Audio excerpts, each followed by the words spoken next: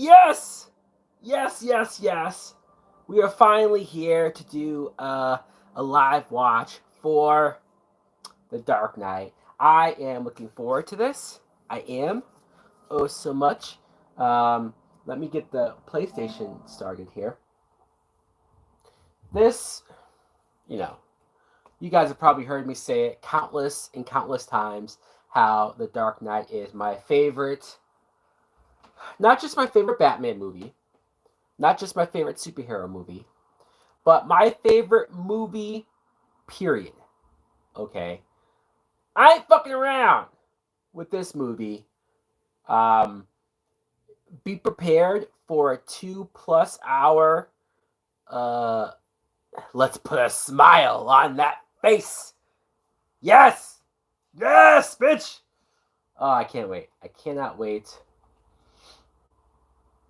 And I think a lot of this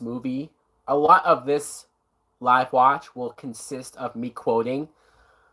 Uh, and here we go. What I love is that at least when I had this movie on DVD, it did the whole and here we go. Like when you press play, it would say that. Hi, do I remember you, Kale? You know what? Your name looks familiar, Kale. The shirt is dope. Oh, well, thank you. I don't know how well you can see it. It's clearly Heath Ledger's Joker. I love the red for his smile. All right, I'm gonna put the Blu-ray on. I'm not gonna press play yet, not yet. But here is the steel box of the movie.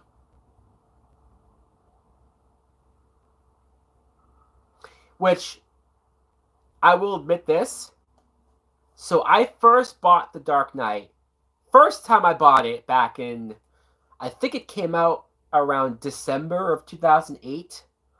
I bought this just on DVD. So this steel box case was the DVD cover.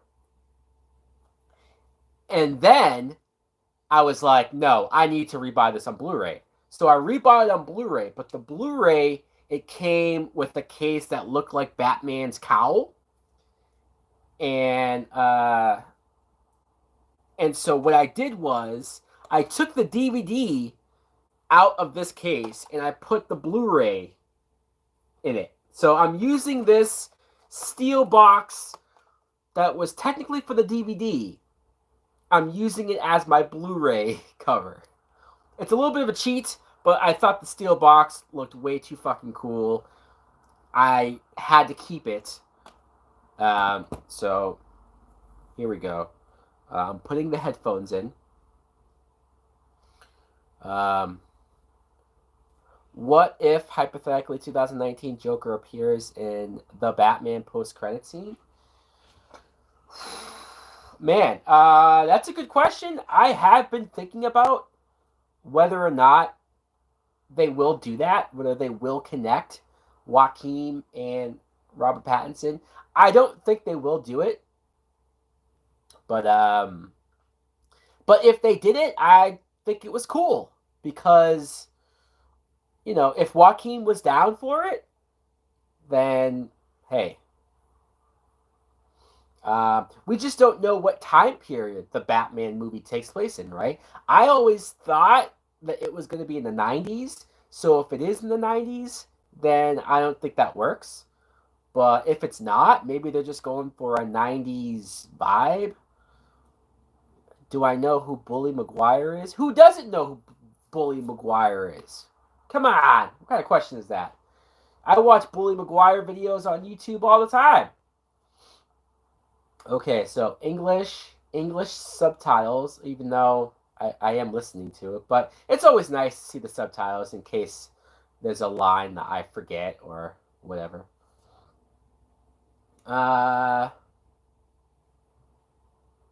Look at that, they have a bunch of IMAX stuff in here.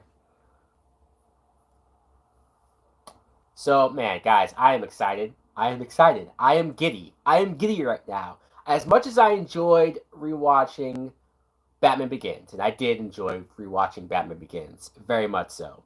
Um, Rewatching this, doing a live stream of this particular film is like, I don't know if you guys have ever or will ever see me geek out the way I will geek out in just a minute. Um, okay, let me go back to, let me pause this so that I'm at 0. Wait, no, no, no, no. Pause. Thank you. Okay, so I currently have the movie at, it's actually 0.00.01 because I tried to get it at exactly 0.00, but it took me like 4 times to do it. So 0.01 is the best I'll do. The movie, I have the thing here. It says 2 hours, 32 minutes, and 13 seconds. Woohoo! Yes, the GOAT of Batman films. You goddamn right. As much as Batman Begins is technically a better movie about Batman, movie about Bruce Wayne, and I will concede to that. Bruce Wayne is the central figure of Batman Begins, and that's great. But The Dark Knight is just a great movie, you know? And it's great to have a great movie, on top of a Batman movie. All right, so should I just press play, guys? Are you guys ready? Are you guys ready to do it? 2 hours of praising and quoting. Go, yeah, yeah. All right, I'm going to press play. We're going to get this party started. I hope some of you are queued up to watch this with me. Or if not, hopefully I make this enjoyable for you. All right, so we're going to press play, and here we go. All right, here we go. We got the blue version of the Warner Brothers logo. How loud can I turn this headphone volume up? I will admit, I miss the loud thumping noise that was the beginning of the Batman Begins Warner Brothers logo. The like, this doesn't have that, but it's fine. Nolan wanted this to be quiet before the first noise he wanted you to hear was the window breaking. Oh, this shot of the blue fire forming the bat symbol, phenomenal. Phenomenal. Here we go. We're seeing Gotham, the nice, rich part of Gotham, by the way. We're done with the Narrows. I love that low intro to the Joker theme. That low, oh, it's so good. Here we go, glass breaks. Here's the clowns. Here's the Joker clowns. And there he is, the man himself. It's the back of Heath Ledger. We only see the mask. I love how even his clothes look more black. And I think that was done on purpose. You might call it a continuity error. Because later on, when he's revealed as the Joker, you see that he's wearing purple. We'll double check that. But I think they wanted to throw you off, because if they showed him wearing purple right here, it would give it away. We would know instantly that it's Joker. And yes, I am aware that his mask looks like Cesar Romero's, a clown mask that Cesar Romero wore on Batman 66. I did see that. I saw a picture of that. I don't know how many years ago. 5, 6 years ago, whatever it was. And I thought that was great.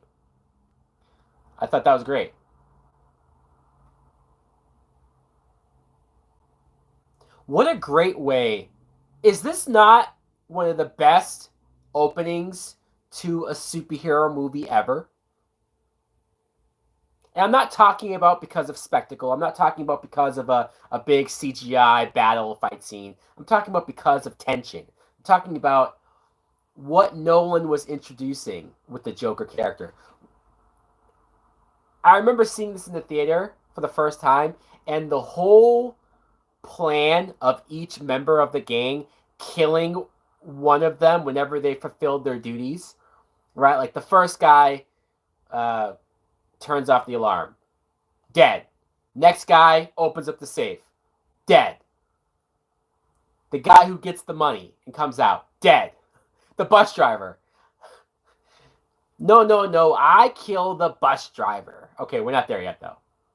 We're we're looking at William Fitchner in the bank. He just shotgun just shot one of the guys.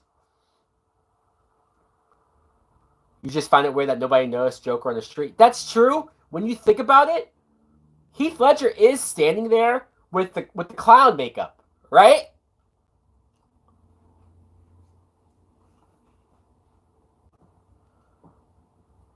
The guy that William Fitchner just shot, it's a good thing that he wasn't supposed to do something that like Joker was planning for him to do. Okay, see? Now his jacket looks more purple.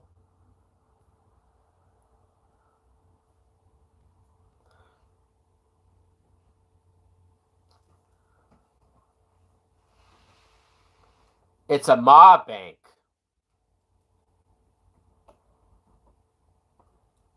One less share, right? Oh wow. This might be my first time watching the movie with subtitles, and all of these clown guys have names. One was Grumpy, the other one was Happy. I didn't see what the guy earlier was. You can only pick one trilogy from existence: Erase Dark Knight trilogy or Erase Back to the Future trilogy. Oh, Ryan, fuck you. Why would you make me? Why? Why? I mean, look, I have to keep the Dark Knight, but fuck, I do not want to get rid of Back to the Future. I love Back to the Future. Ah, you're a horrible, horrible person for making me get rid of Back to the Future. Damn, he just killed the bus driver. This is such a great reveal. I saw this movie 5 times in the theater. Now, I'm sure there are people out there who saw it more than that, 8 times, 10 times. I'm not claiming to be like I saw it the most. I'm not saying that, but it is the most that I've seen a movie in theaters. And I remember 2 friends of mine and me, stranger. Whatever doesn't kill you simply makes you stranger. That's a great reveal. Taking off the mask, you see the scars, you see the smile. Good shit. Good shit. But so the first time I saw it, I was with 2 friends. We went to the midnight showing, Thursday into Friday, which they don't really do anymore nowadays. If a movie comes out on Friday, they have showings for that movie Thursday at like 7, sometimes 5 o'clock on Thursday, which is weird. But back then, before the Dark Knight Rises shooting, they used to have midnight movie screenings, and my friends and I used to go to a bunch of them. We used to go to the early Marvel movies. The 5th time I saw it in IMAX because they re-released it in IMAX a couple months later, I think, or a few months later. But yeah, first time was the midnight showing with my friends. Second time, I went with another friend of mine. Third time, I went with a girl I was dating at the time. And then the 4th time, I took my mother to see this, mostly just an excuse to go again, right? And then the 5th time, they re-released it in IMAX, and I said, fuck it, I have to, because it hadn't come out on Blu-ray yet. And so I just did, because I wanted to see it. Especially, like, that opening sequence being shot in IMAX. There was a couple of other sequences in this movie that are in IMAX. That's why we bring dogs. My dogs are hungry.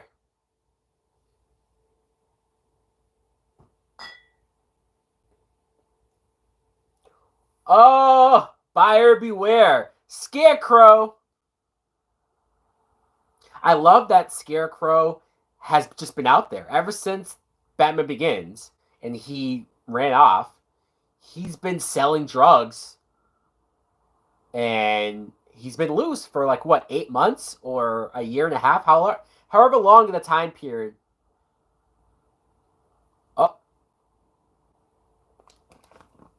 fake Batman. That ain't fucking Batman. I love how fat the dude looks in the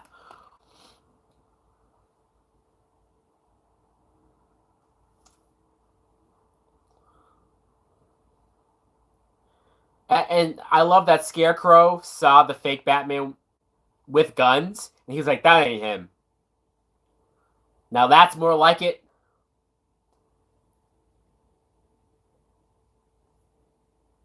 There's the tumbler.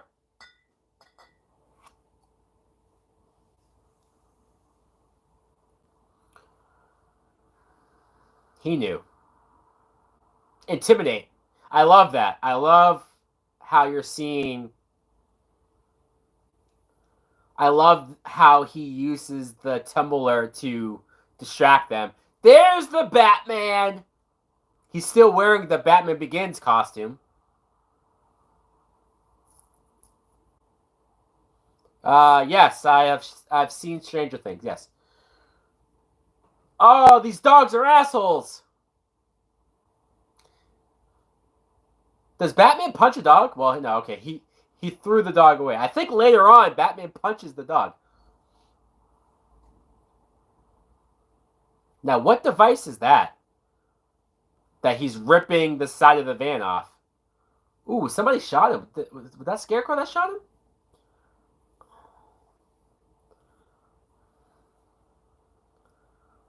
The popcorn was green and purple. Oh, that's fucking awesome, dude. Okay, this moment's great.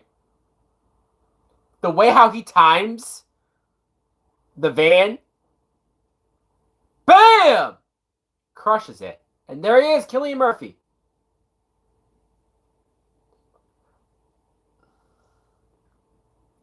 Not my diagnosis.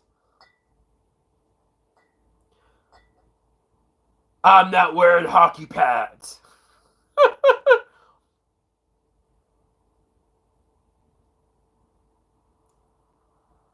There he is, Gordon, Lieutenant Gordon. Gary Oldman. He looks the part, man. Like, as good as Jeffrey Wright's probably going to be in the Batman, I don't think we're ever going to get a better Gordon. Oh, I love that Batman's just right behind them.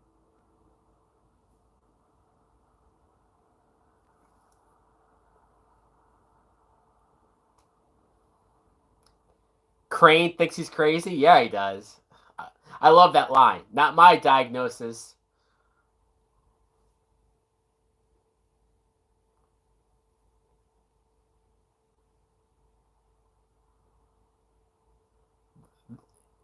Yeah, I do like the suit.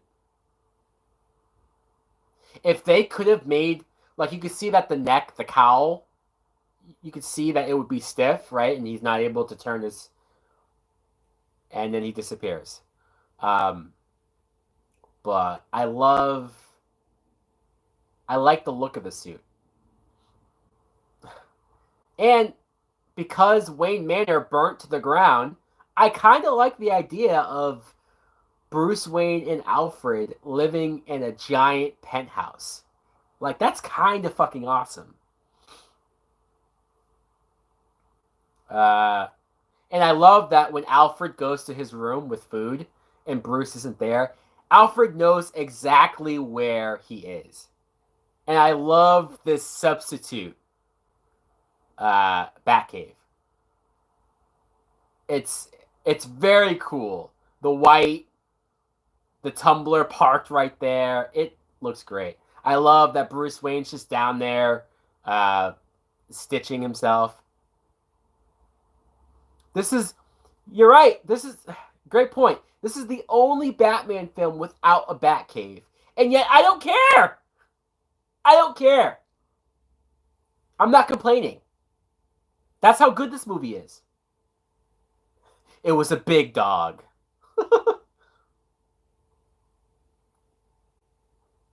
And I love that. I love the idea that there has been copycat Batmans out there. You know, when I wanted to inspire the people of Gotham, this isn't what I had in mind. Harvey Dent! Aaron Eckhart as Harvey Dent. Aaron Eckhart, who does not get enough respect, does not get talked about enough when we talk about The Dark Knight. Granted, I understand Heath Ledger. I get that Heath Ledger is the biggest takeaway of this movie. I don't deny that. Look at his back. Bruises and cut up. I love that Alfred's trying to say, like, hey, dude, you have your limits.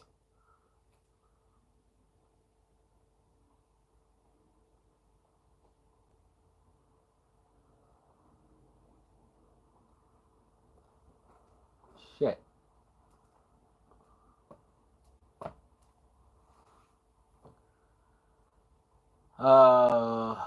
Okay. Here we go. Okay, so we get Harvey Dent and the new Rachel. What do you guys think of Maggie Gyllenhaal as Rachel Dawes? We talked about it a little bit in the Batman Begins live stream. This Rachel doesn't do it for you? See, I think Maggie Gyllenhaal is a good actress. Um, I like her in the role. It's just she doesn't feel like the same Rachel. Uh, she doesn't feel like the same Rachel as Katie Holmes. They act very different. I don't feel like Maggie Gyllenhaal rewatched Batman Begins. I mean, she might have rewatched Batman Begins, like just to kind of know what's going on, but she didn't watch it to study Katie Holmes. Like she's definitely doing her own Rachel, um, which I understand, I guess. Um,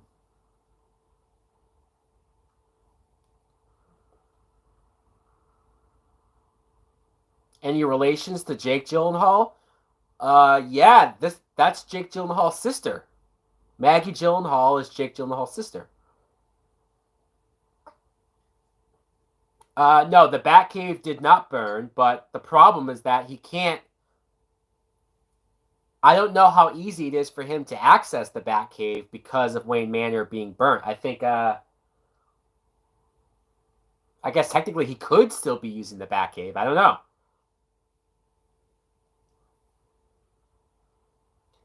I love that moment when Harvey stops.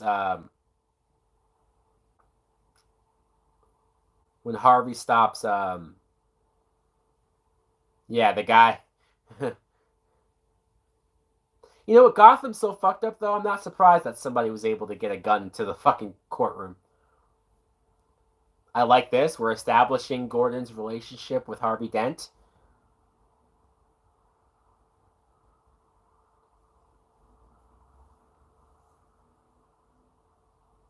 And the first movie we dealt with Carmine Falcone. I like that the second movie we're dealing with Sal Maroni. It's just I like how much I know the whole movie isn't all about the crime of Gotham or the gangster side of Gotham, but I love that it's present. I love that it's there. There's enough there.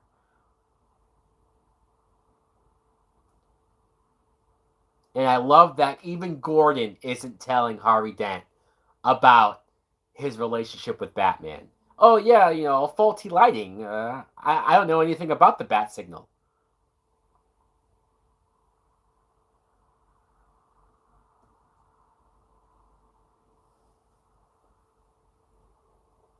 But I do trust Harvey Dent. Like early on, I do completely buy and believe that he wants to do good, that he wants to clean up Gotham. I buy it. I buy it. He's just a man who bad shit happened to him. This isn't a Harvey Dent that was already crazy. Like in Batman the Animated Series, they had a couple episodes that showed that he already had the split personality, side to him, and then the accident brought it even more so out. But this Harvey is a straight-laced stand-up guy, and then fucking turns. There's Mr. Lau.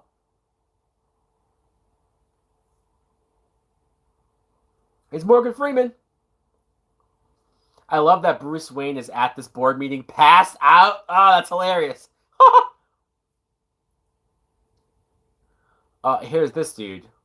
This little guy who's gonna try to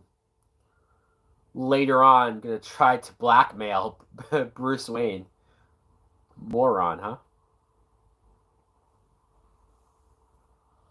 I do kind of like, though, that Lucius Fox telling this guy to run the numbers again, that's what gets him to start noticing the numbers to then come back later.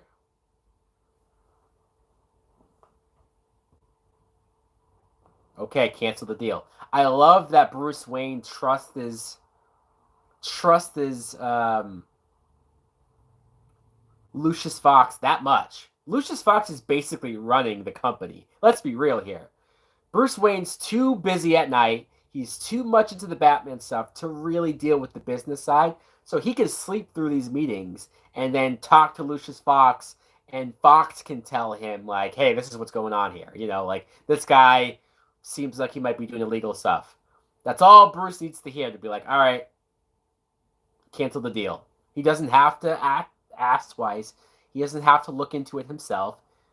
The trust with Fox is real. Damn, look at Natasha. Bruce Wayne has good taste. Really? So you're into ballet? I love cocky dickhead Bruce Wayne.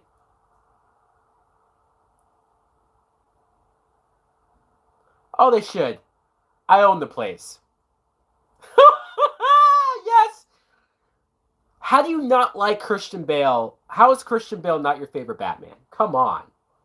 He is the only actor that has played Batman that can do all three versions of Bruce Wayne. He can play the real Bruce Wayne that really only Alfred gets to see. He plays the cocky Bruce Wayne that, like right now, at this dinner. And then Batman. The voice? Come on. Look, I'm not saying I love the voice. I do admit that the voice is too gravelly. It is too... It is hard to hear him sometimes, but he still brings the presence. He still brings the intensity. He still... Do you know what I mean? I love this conversation actually gets Bruce Wayne to start listening to Harvey. Because if Harvey succeeds, if Harvey becomes the DA and successfully cleans up Gotham, Bruce doesn't have to be Batman anymore. Oh, he's seeing them hold hands.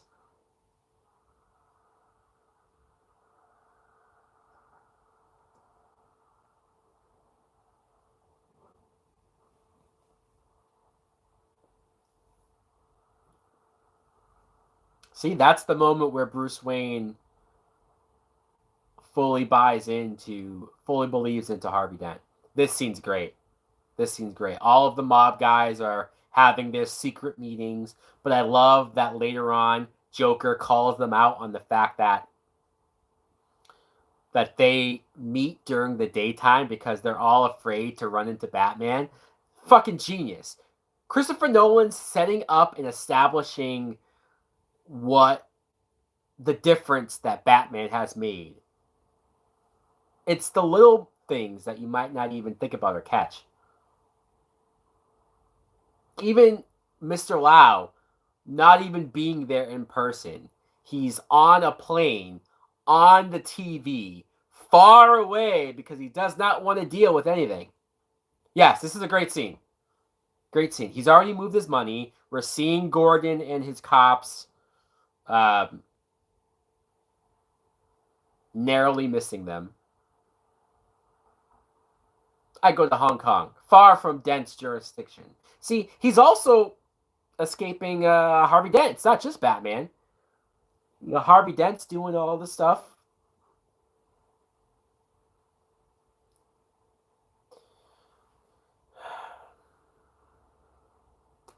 There's the laugh. Ah, ah, ah, ah, ah. Oh, he, aha.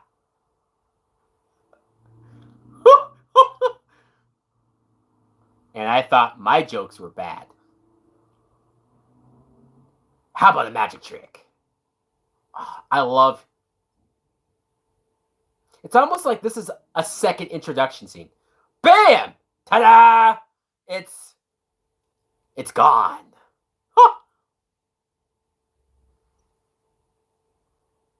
The suit, it wasn't cheap. You ought to know you bought it. Oh, fuck, man. He steals every scene. And even the little tics that he has, the licking of the lips, the twitching. It's so bizarre how much Heath Ledger put into this. Did your balls drop off? A freak.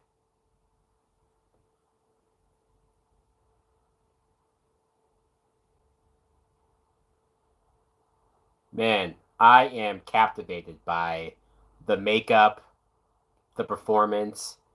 Don't mind if I stop talking during the Heath Ledger scenes. I'm sorry. I know that's not great for... but I can listen to this dude talk all fucking day, man. As for the television so-called plan,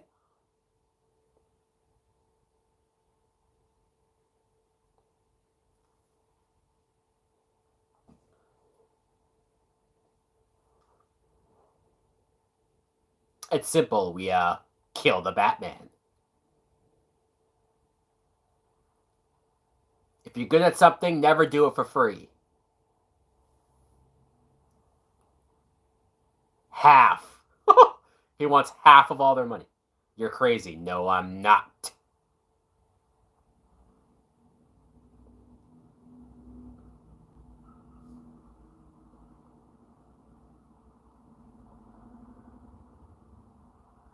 Won't be able to get a nickel for his grandma.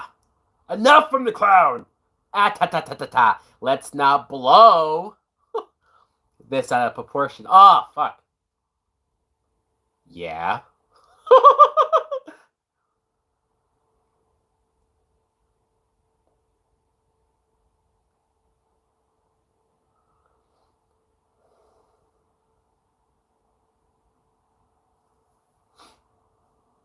Yeah, this scene of Joker getting all of the mob guys to basically work for him or work with him is very similar to the Jack Nicholson scene in '89, except for it's played differently, right? Nicholson, it's more jokey, and he kills one of the guys, and that's how he gets them to go with him. Where this Joker, well, I guess he did kill one of the guys with the magic trick. Here we go. Harvey Dent has found the light, the bat symbol.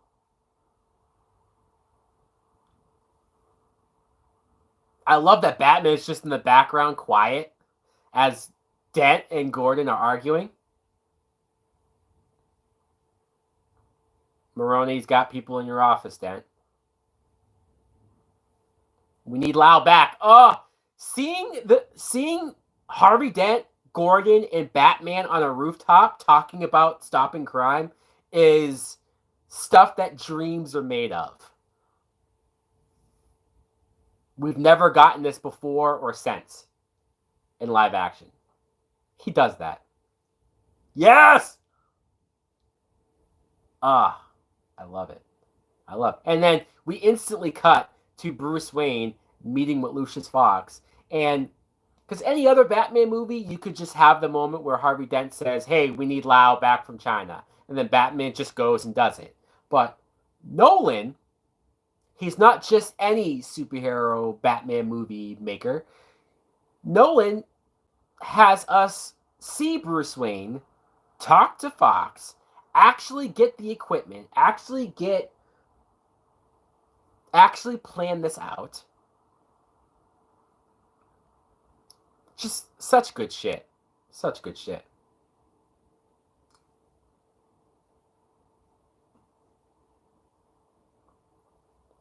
And so here we go. We're talking about changing the Batman costume.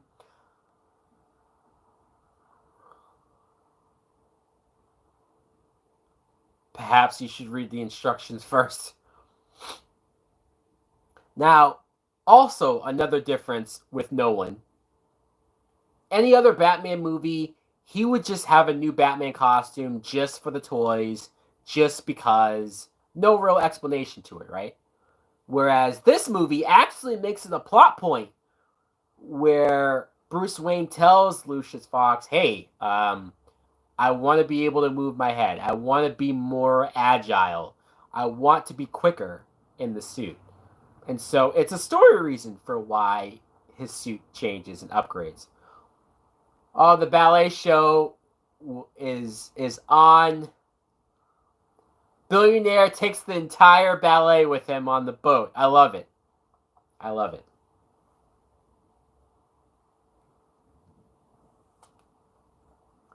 I think one of the girls on this boat is that Russian model, that hot chick that Bruce Wayne took to dinner. And Alfred's about to have some fun with these models and some lotion, the lucky old bastard. At least Alfred gets a little vacation and gets to have some fun, right? They said they just killed the Joker and they brought the body. 500 dead and 1,000,000 alive, right? Wasn't that what he said?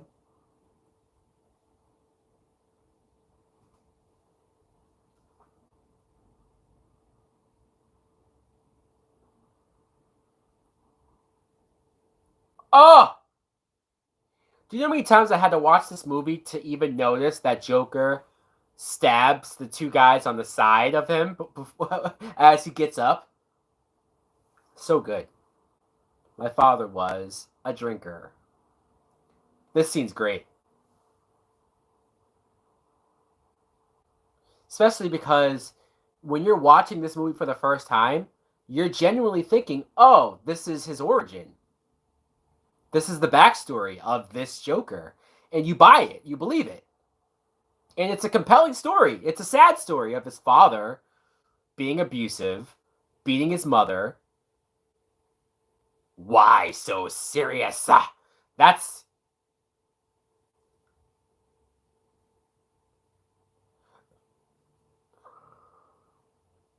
Let's put a smile on that face. And... Why so serious? Oh! You don't even see what he does. You just get that Hans Zimmer, James Newton Howard score. That's all you need. That's how you get away with this movie being PG-13.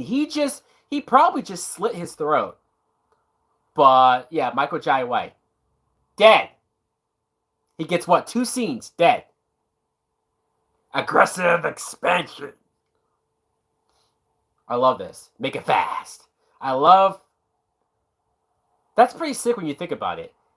These 3 guys, whoever kills the other 2 guys and is still alive will join my team. I mean, fuck, right? Crazy. Oh, this looks great. You can tell when it's shot in IMAX because the whole thing is full screen. And if you have a decent sized TV, it looks good. I actually want to get a bigger TV, I'm not going to lie. My TV's a decent size. I think it's... What do I have? A 50-inch? But I need to get a 75 to 80-inch TV. I just fucking need to do it. I do. I do.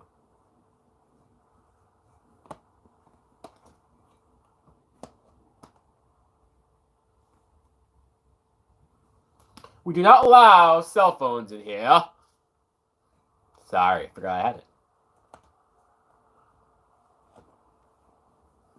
let us not forget how effing good Morgan Freeman is in this movie.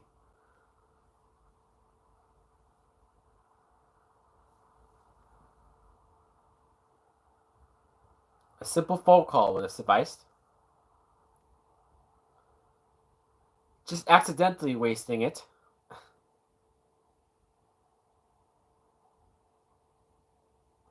I love this. He's like, what are you doing? I have a phone. And I love how the guy's like, oh. Such a great plan. To get that device in the building to eventually shut everything down for later. This is so smart. I love incognito Bruce Wayne with the glasses and the camera. You've never seen a young Morgan Freeman? I think the first movie I saw Morgan Freeman in as a kid was Lean on Me, where he plays the school principal. Really good movie. Here we go. Here's another IMAX sequence. This is fucking great. The Hong Kong sequence with Batman is fucking great. I love that Bruce Wayne is on top of this building. He doesn't even have his mask on yet. He's kind of just soaking in the view before he puts it on. Man. And this is the first time we see the brand new suit, too. And it's weird. It's the first time we're seeing it where the cape is inside of like a backpack looking thing.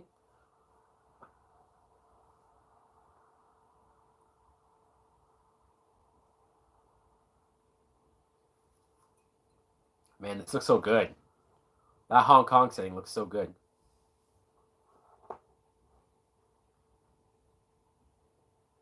Oh, there's the phone. Work your magic. Shut everything down.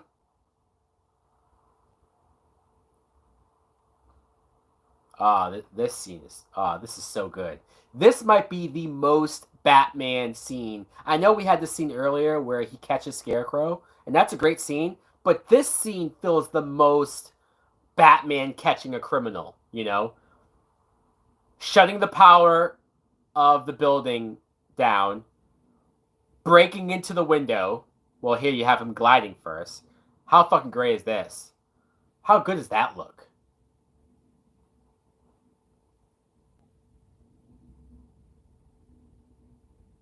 Where the hell are the cops? What the hell am I paying them for? Of course the cops are bought. Look at Batman gliding. How fucking great does that look? That looks like the Arkham game when you're just gliding through the city. Right through the glass, baby. Right through the window. And I like that Batman, he has to be a lot more... He has to be closer to the... See, all of them shooting at Batman, he has to evade them. This suit doesn't take bullets the way that the old suit did. So he's having to change his approach. Very cool. Very cool. Because now it just looks like he disappeared, right? And he's going to come out through the side. Bam! Shoots the guy's foot. And I love him grabbing Lau by the foot and just dragging him away. Oh, this is so fucking cool, man. This is so cool. Here comes the cops. You're a little late, buddy.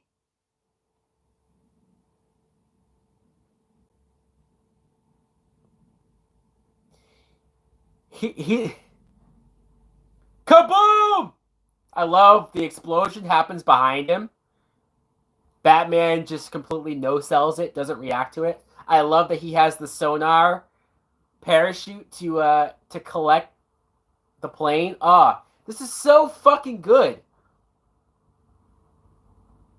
Yes! There he goes. And I love how they have no idea what just happened. I love how they're like, now because we're the audience, because we saw Bruce Wayne and Lucius Fox set this up, we understand what he did. But if you're the bad cops, or if you're one of Lau's gang, you're like, what the fuck? Batman just took him and flew out. Please deliver to Lieutenant Gordon. I love that. Did Batman write that message himself? That's great.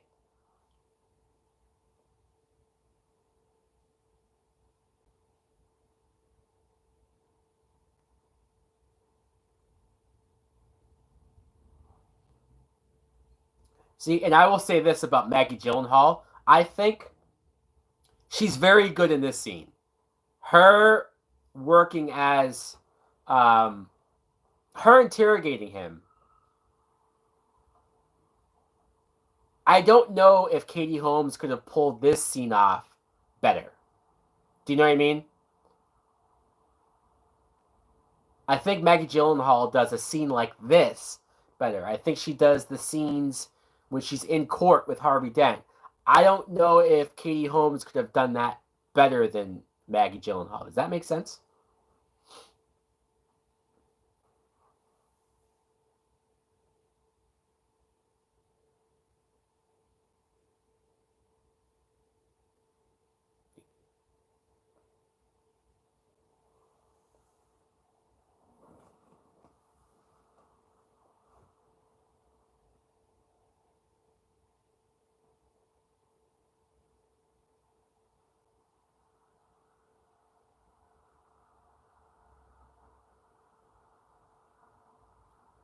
Do you think Katie Holmes saw this movie and said, "Fuck"?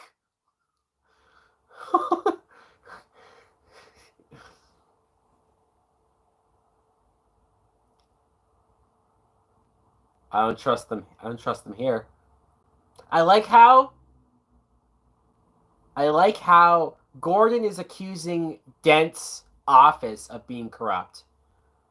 And I love that Dent thinks that Gordon has corrupted cops in his station. And they're both probably right. We know that a lot of Gordon's cops are corrupted.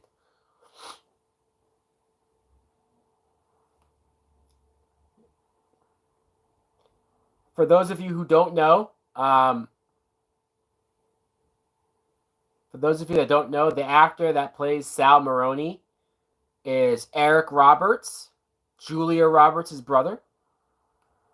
I mean, he's been in a bunch of stuff, but I just always like to point out that he's Julia Roberts' brother. Joker card! Judge, you fucked up by touching that card.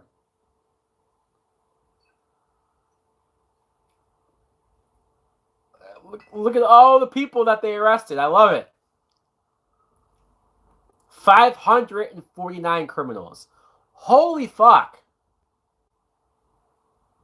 Tell me that Harvey Dent isn't the real deal. Tell me that Harvey Dent was not serious about cleaning up this city when he arrests over 500 criminals. And I love this whole conversation of the mayor being like, most of these guys are going to get off because they have money. And I love that Dent says it doesn't matter because the low-level guys can't afford to get out of jail. And they're going to be in jail for 18 months at the minimum. It's so smart, man. Who wrote this fucking movie? I better not see David S. Goyer's name in here because I won't believe it. Okay. So, story by Christopher Nolan and David S. Goyer. Screenplay by Jonathan Nolan and Christopher Nolan. Bam! The fake Batman. Hey, I remember in the theater, every time the fake Batman hits the window, bam! But I'm going to give the fact that Jonathan Nolan and Christopher Nolan did the screenplay for this, I think says a lot. It even shows how much more the writing and the story is. Even compared to Batman Begins. Just the plot itself. The criminal aspect itself. The writing for the Joker. I feel like Jonathan Nolan is the secret weapon to Christopher Nolan's movies. I think Jonathan Nolan is very important to Chris Nolan movies. Jonathan Nolan was not involved in Tenet, which shows you why Tenet was so goddamn confusing. This scene of Joker's footage torturing the fake Batman is very creepy.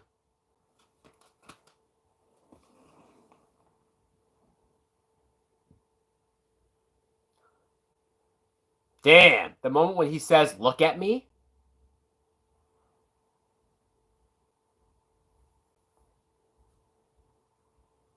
Wow. Heath Ledger looks crazy as fuck in this scene.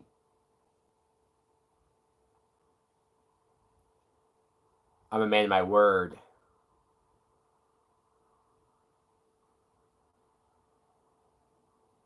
And then hearing the fake Batman die in the background is, I'm telling you, haunting.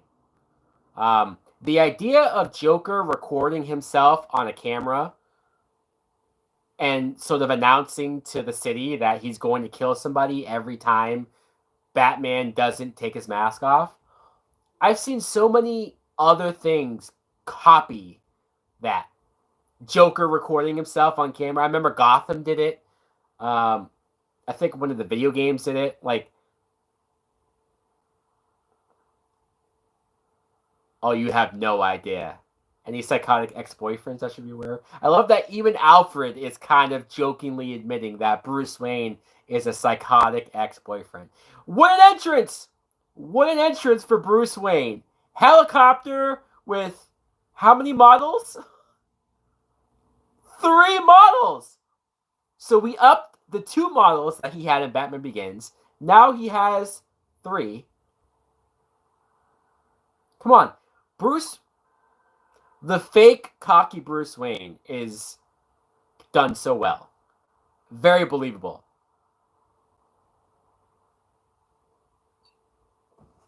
I believe in Harvey Dent. Yeah, nice slogan, Harvey.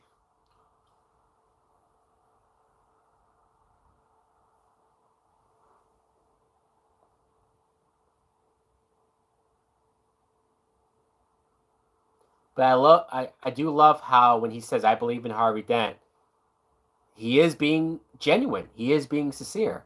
He does mean this. And he does need Harvey to be legit. He does need Harvey to succeed, because it would mean that he doesn't have to be Batman anymore.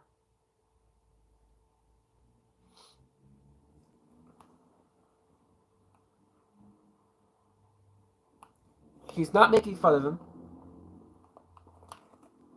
And here's the reference to Batman Begins.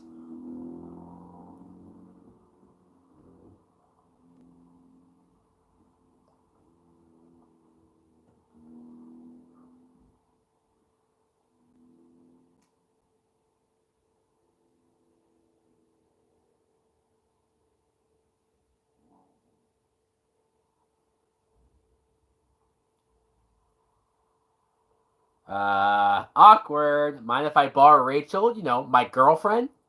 What were you guys talking about? That's, you damn right I would ask her that. So this actress that's talking to Gordon right now, I remember I first thought it was Renee Montoya. Like, the first time I saw the movie, I thought, oh, it's Renee Montoya. Holy shit. And then later on, they call her Ramirez. So then I started to think, well, why didn't Nolan make her Montoya? And maybe it's because we find out that she's being paid off by the mob. Now, granted, she's not, I wouldn't say she's a corrupted bad cop, but she talks about her mother being in the hospital, the bills, she couldn't keep up with it, and so that's why she took their money. So maybe Nolan didn't want to make Montoya a paid off cop, right? So maybe that's the only reason why she's not Montoya. I wonder how many fans would be upset if it was Montoya, right? Like, how many comic book fans would be like, Montoya would never be bought off, would never be bribed?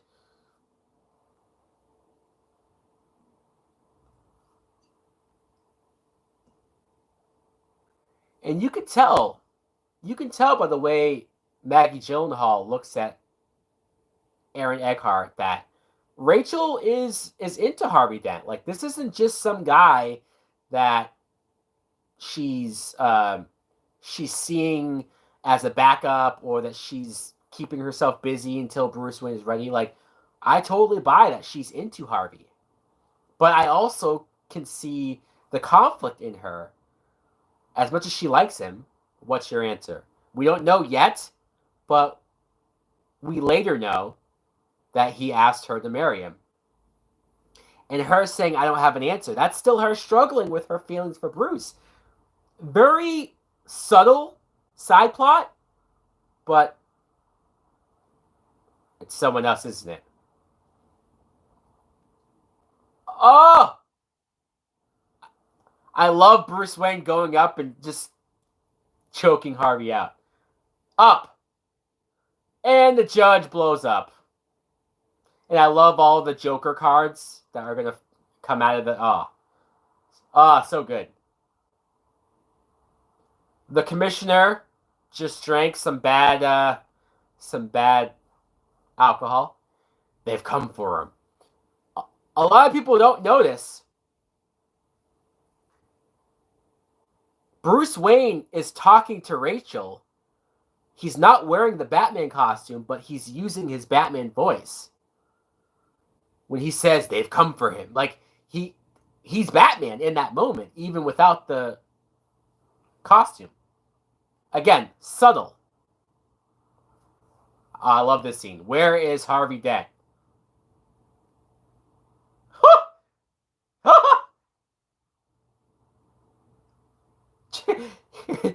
Joker just smacked that woman and said, do you know where Harvey is? Smack.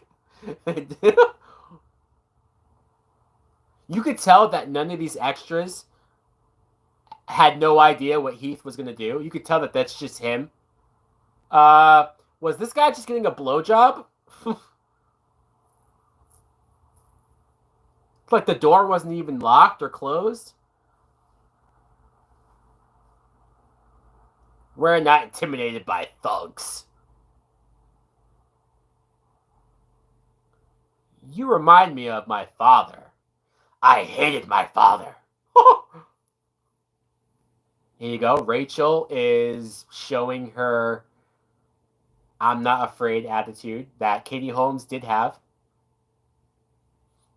She's the only one that's stepping up to Joker. This is a good scene. This is a very good scene. And I've heard interviews of Maggie Gyllenhaal talking about this scene and talking about how awkward this was because Heath was that good at creeping her out. She was genuinely creeped out by Heath in this scene.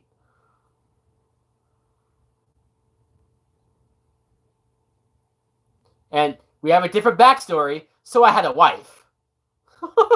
This is when you realize the motherfucker is lying about his backstory.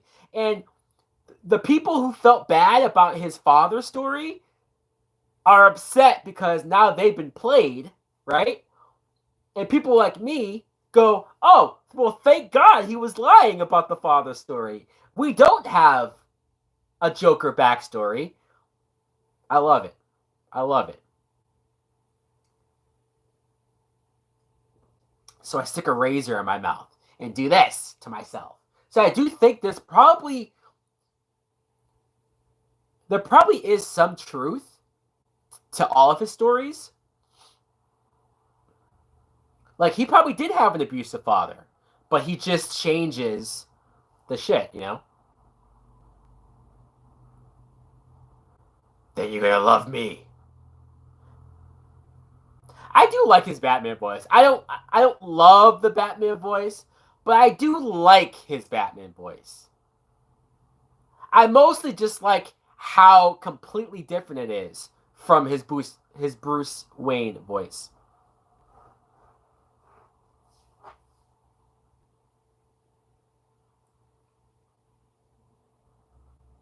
Oh shit. Drop the gun. I like this moment. Joker has Rachel. He has her by the window. Let her go. Very poor choice of words. Woo! He just dropped her. So fucking good. And I love that Batman just fucking jumped out the window for her. Damn.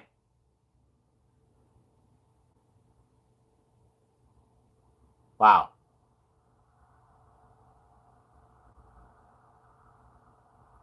I mean, if you think about it, Joker could right now be killing everybody else in their room.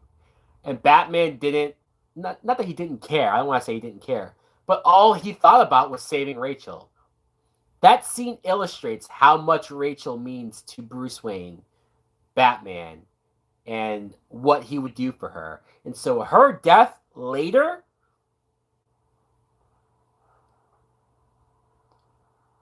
but yeah. For some reason, every time I see the moment when Joker has her out the window and just drops her while laughing, like it just it's sick. It's perfectly illustrates how sick and twisted and crazy Joker is.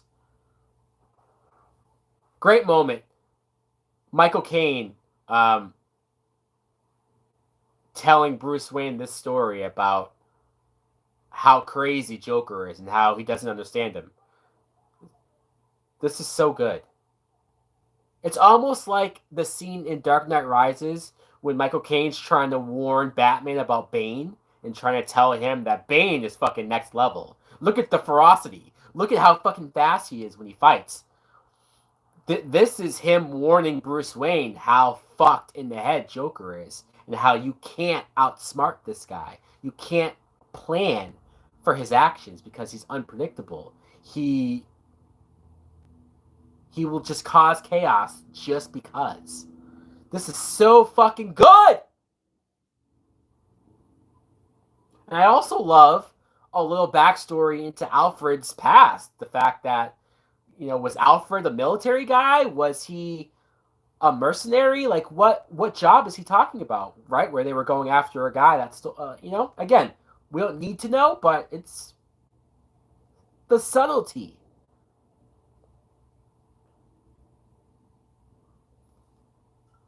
And I love this shot of Batman listening to everyone's like phone calls, trying to eighth and or you'll find Harvey Dent there.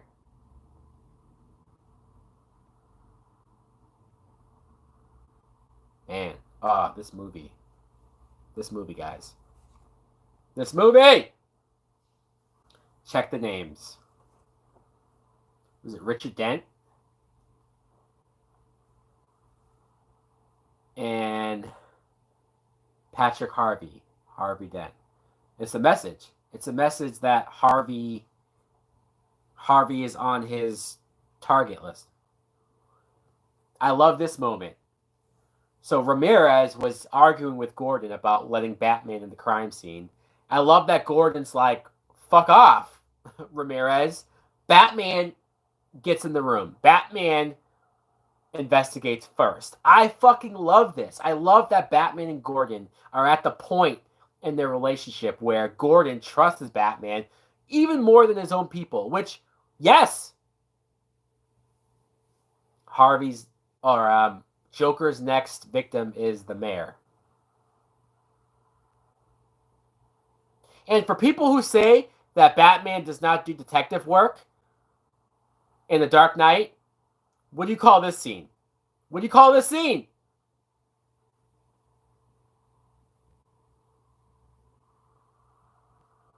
He's doing detective work.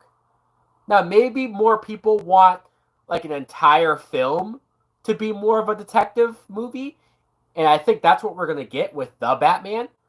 The whole plot will be more detective stuff. But I do like how Batman is doing some detective stuff. But let us not pretend like Christian Bale's Batman doesn't do detective work. All right, here we go. Here's the accountant who's about to blackmail.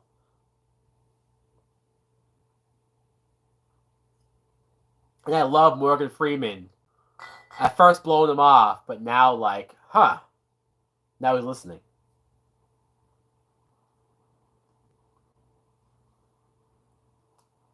Look at the way Lucius is looking at him. Oh, so good. I want $10 million a year for the rest of my life. Let me get this straight. You're trying to blackmail Bruce Wayne or Batman into fucking giving you money?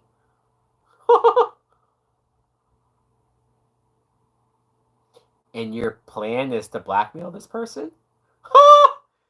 I love the look on this guy's face. Oops, I didn't quite think that through, did I? Good luck.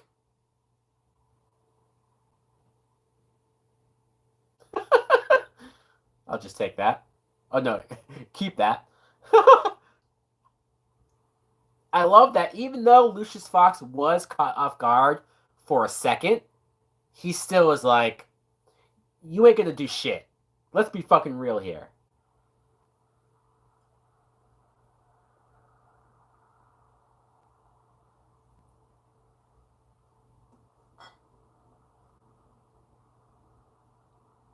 We got a thumbprint. We got a thumbprint.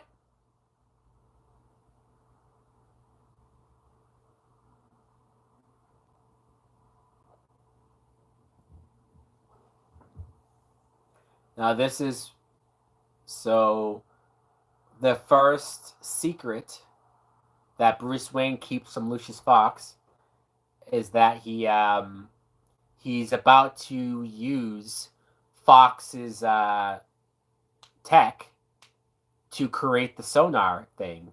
He's doing it without telling Fox, which will be a big thing later for a matter of trust.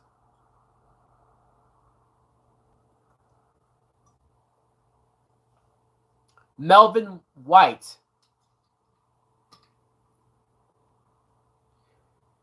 Is Melvin White, is that David Dalsmatian? Like one of, if not his first movie? I don't know if you guys know David Dalsmatian from the Ant-Man movies. He was in, he played Polka Dot Man in the Suicide Squad. There you go. But yeah, I think his first movie was this part in The Dark Knight as one of Joker's men.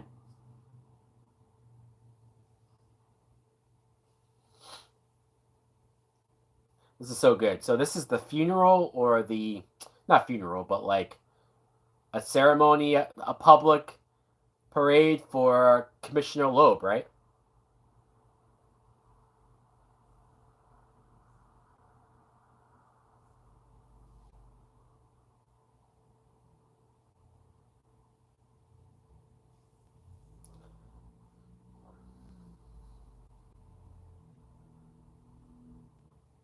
I think I'm getting caught up in this movie to the point where I almost don't want to talk. I just want to watch it. But don't worry, I'll keep talking. I'll keep talking. I don't want this to get boring for you guys. But man, you could tell. You could tell that the budget for this movie is bigger than the first one, just as far as how much more they did with the production and the scale, how much more time we're spending in the high upper level, the upper class of Gotham City. Just the way everything's shot, the scale. I don't know. I just can't. I can't get enough of how well this movie's shot.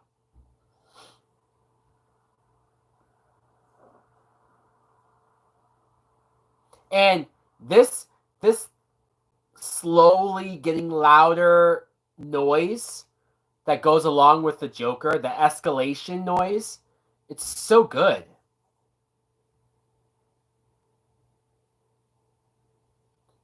There he is! Heath Ledger. The first and only time you see Heath Ledger's Joker without the makeup.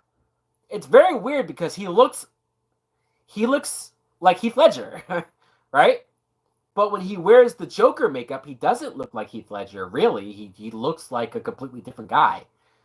So, always weird that split second where you see Heath Ledger. Because he also looks batshit crazy.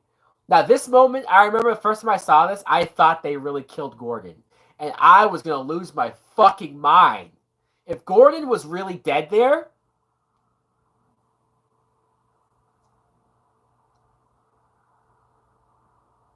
and the name tag says Rachel Dawes, his next target. And all he does is laugh.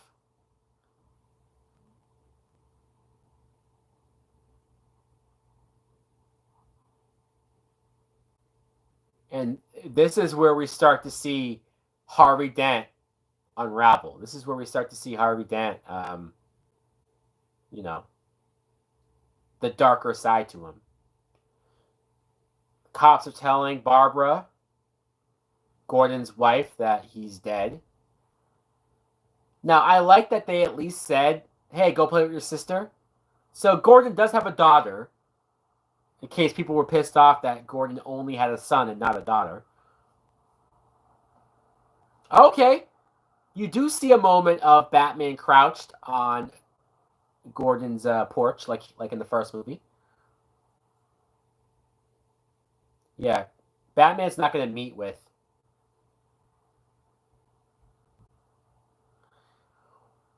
What makes you think I want to hear you talk? So fucked up.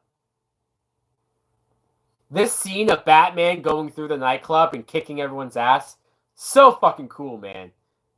This is also such a Batman scene.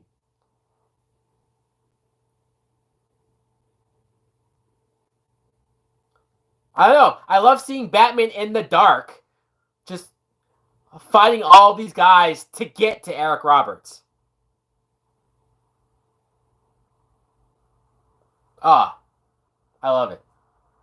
There's so many little cool moments in this movie, so many of them, and that's one of them.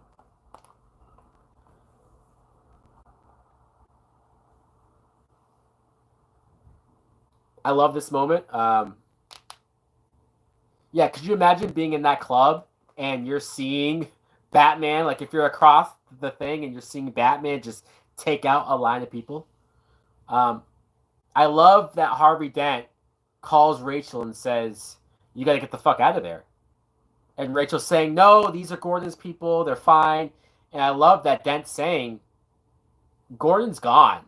So any of them aren't to be trusted. You can't be there without Gordon there." I don't know. It shows you where Harvey's mind is. Even though Harvey's starting to unravel, he's starting to lose it.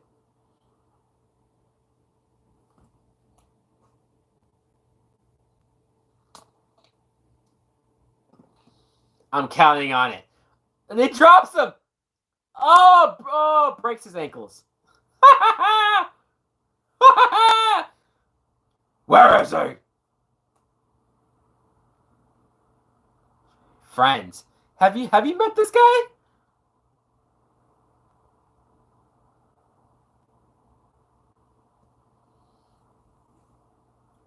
I love this.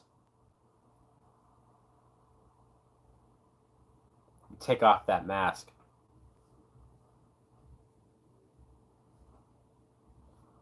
I love this. This is the first time that Batman has interrogated a criminal, and they're more afraid of the Joker than they are of Batman. And you see how much that affected Batman.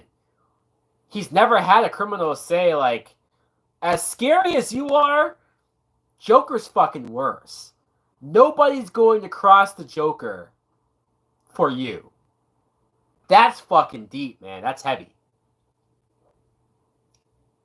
Heads, you keep your head. Tails, not so lucky.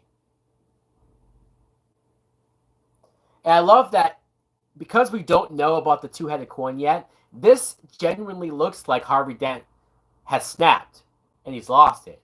Now, I like that at least because of the two-headed coin, you know that Harvey doesn't intend on killing him. He's not really going to kill him. Let's do it again. Not exactly.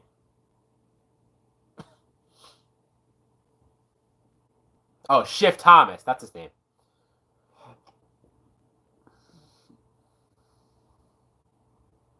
Batman knows that interrogating an Arkham person isn't going to get him anywhere.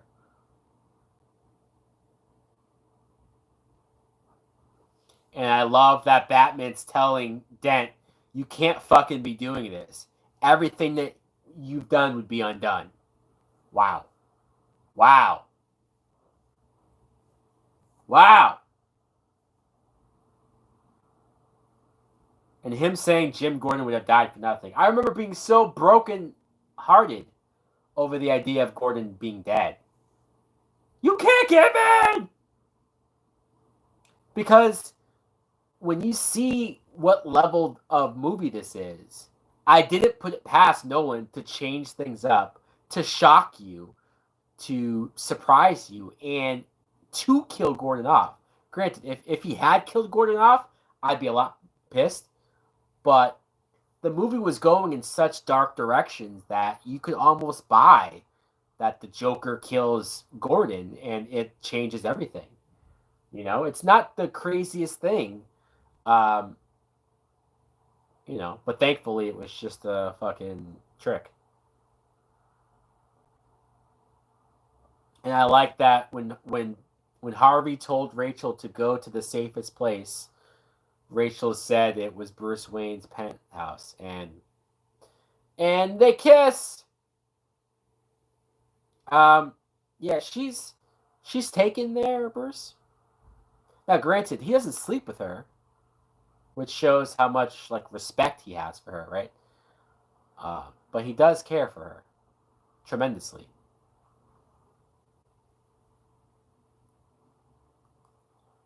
Um,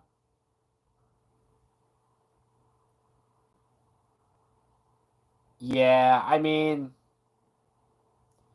I probably wouldn't love my girlfriend going to Bruce Wayne or even just any guy's house for safety. I would have a problem too, but at the same time, you kind of look like a dick if you care more about that than her life, her safety.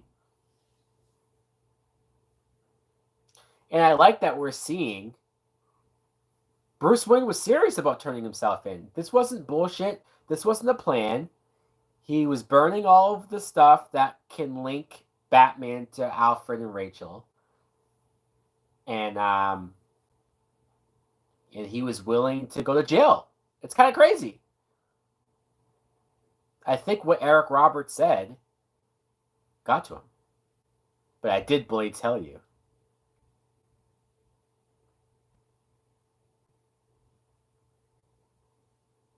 Accomplish. I'm going to tell them the whole thing was your idea. Here's the press conference.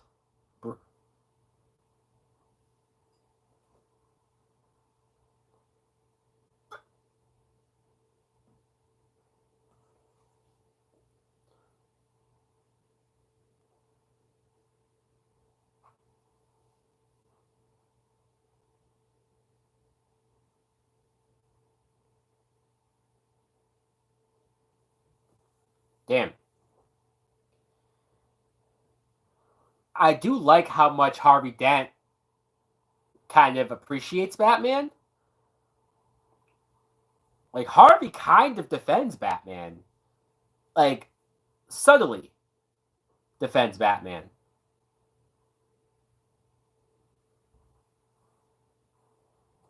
I promise you, the dawn is coming. Great line, great speech by Harvey Dent. Definitely sounds like a guy who's trying to do the right thing. No more dead cops! And Bruce Wayne hearing the public kind of turn against Batman is very interesting. Take the Batman into custody. Oh, is he here? I am the Batman. What?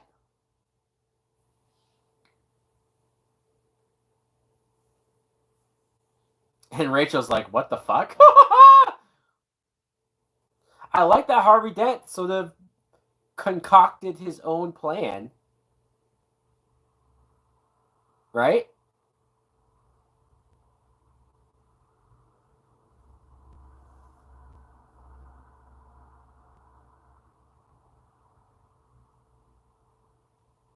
He's being something more.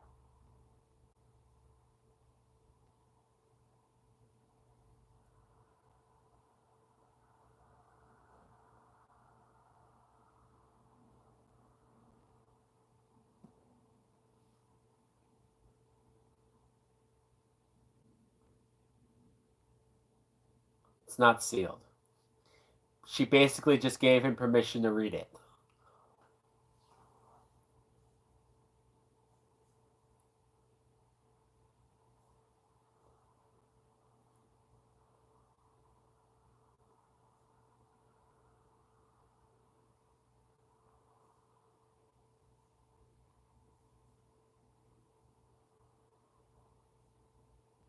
It's a plan to catch the Joker. And it's a great plan. Especially, I think Joker has a moment when he says, I really thought you were Dent. The way you jumped for her.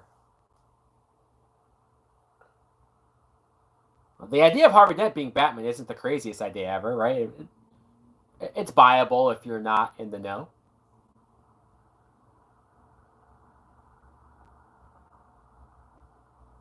Heads, I go through with it. I'm not. You make your own luck. I like that. I do. I like that. It makes you rethink about the scene with the Arkham inmate very differently. As angry as he still wasn't willing to cross the line of killing the guy.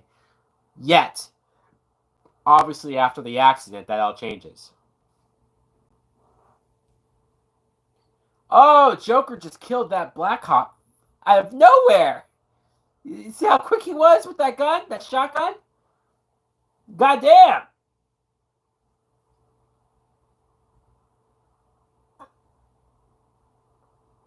Oh, we got another IMAX sequence. The fire truck is on fire, forcing them to go into lower level.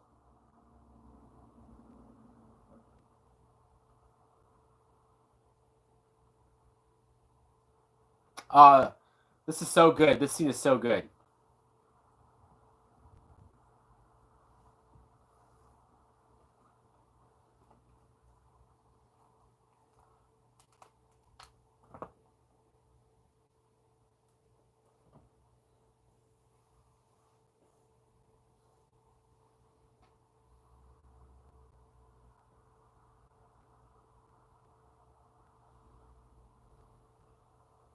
Lock and load! Oh, there's Joker's truck. Well, luckily that wasn't the truck that Harvey Dent was in. Slaughter is the best medicine. I love that.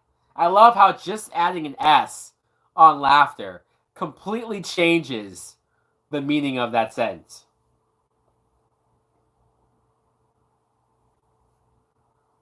And I love that Joker is getting a bigger gun every single time he's shooting at him. Here's a rocket launcher.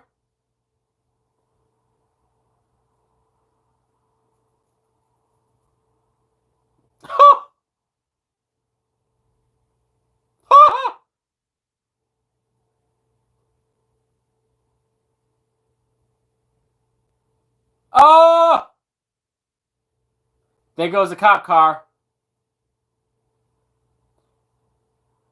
Now this is when Joker realizes, oh, Harvey Dent's not Batman.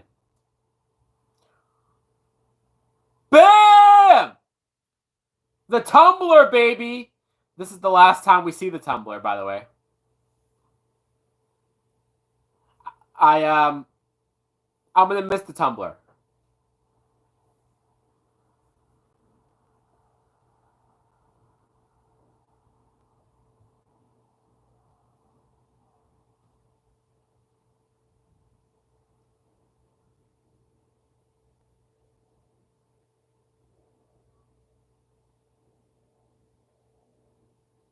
Oh, this scene is so good, man. Joker trying to blow up Harvey Dent and Batman chasing them. And Batman taking the missile for Dent. Again, complete selfless act from Batman.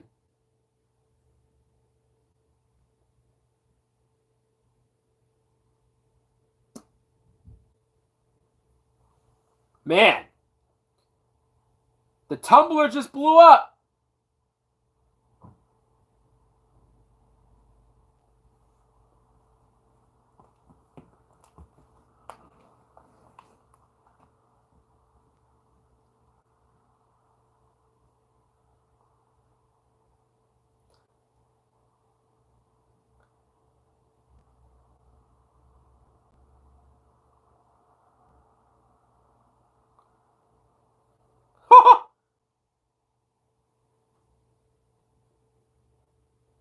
I love the look on Batman's face when he realizes he has to get rid of the tumbler.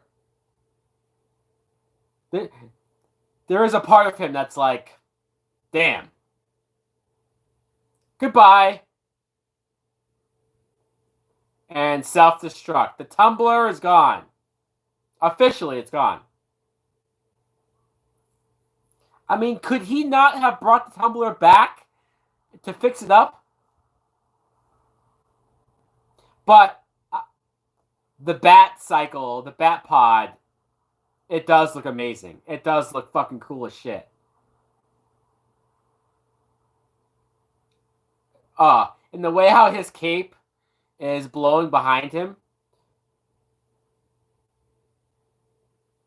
I remember hearing that originally Nolan thought that they were going to have the bat cape put inside that like backpack thing whenever he drives on the bat pod, because he thought that the cape would get caught into the back wheel. But when they were doing testing, they noticed that the cape doesn't get caught. It actually just flows with the wind behind it and looks super cool.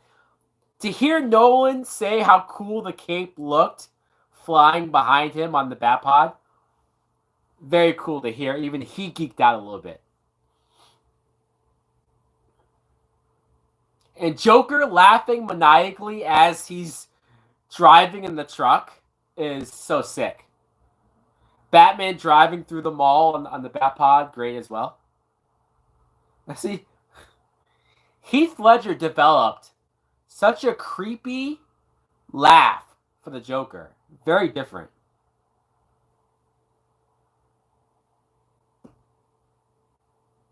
Now there's a Batman. Ooh, you want to play? Come on. This scene's great. I fucking love this scene. He's about to make the truck flip over.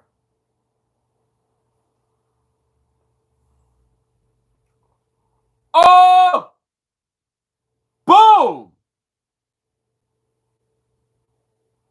And then the fucking bat pod flipping over. Holy shit, did that look cool.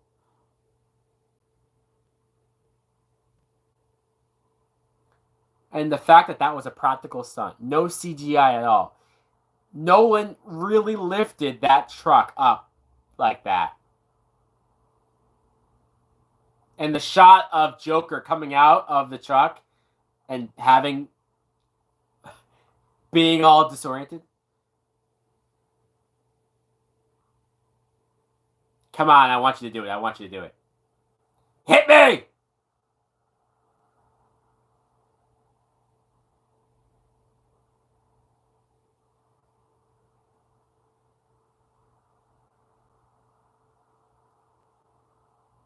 I fucking love that moment.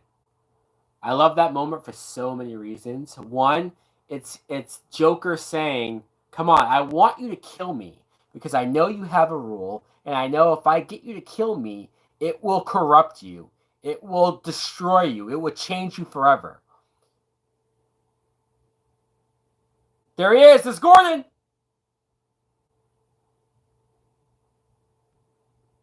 We got you, you son of a bitch. I love Joker just dropping the knife like he knows he's beat.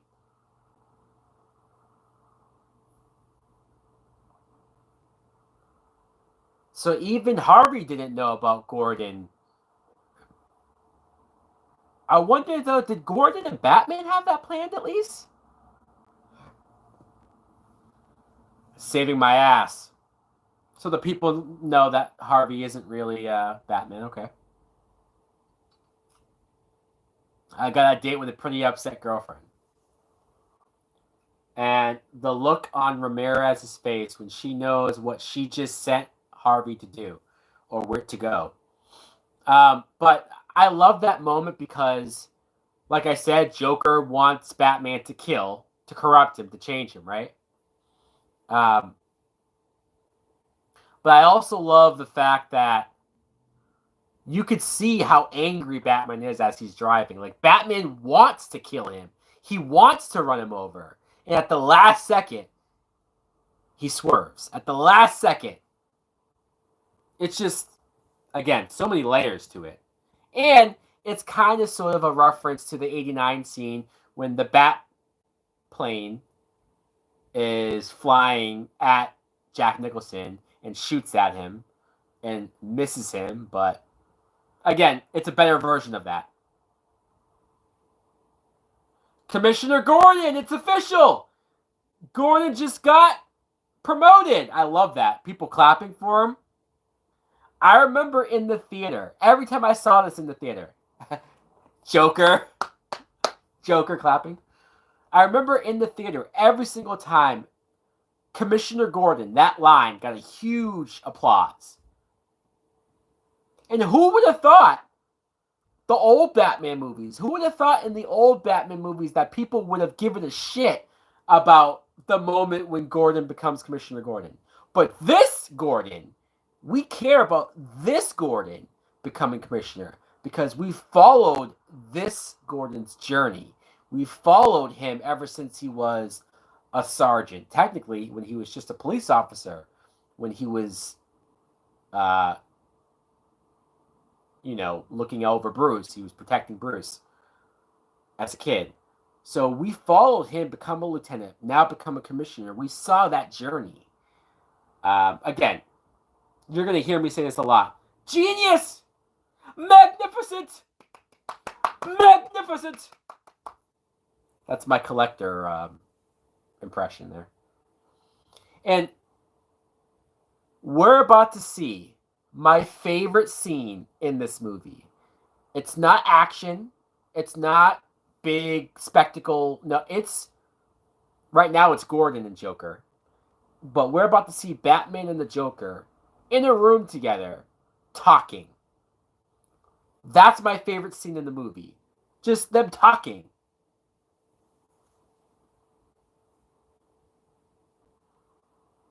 That's a good point. Telling your son that you saved Batman. That's a good point. That's very cool. Does it depress you, Commissioner, to know just how alone you really are?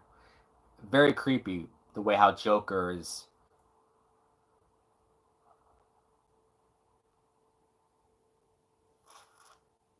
Harvey's missing.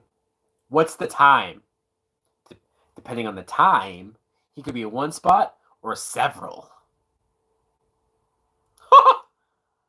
Such a good delivery. Joker's so fucking good. Heath Ledger is so fucking good. The good cop, bad cop routine. Not exactly. I love this. The lights turn on. Batman's behind him. Bam! Woo!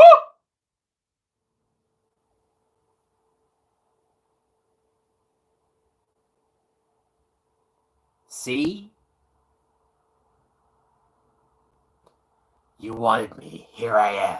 Oh, I love that. I love it. I don't know how much talking I'm going to be doing during this scene. I'm not going to lie. This scene is so good.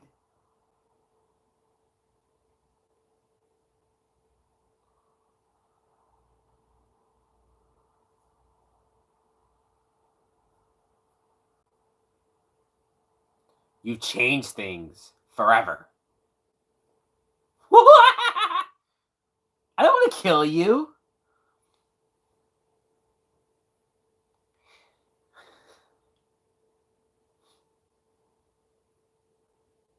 You complete me.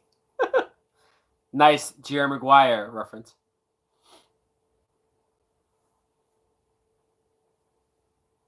To them, you're just a freak, like me.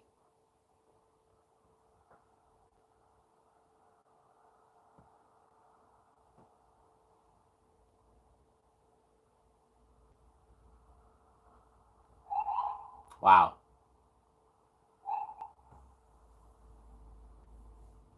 Wow.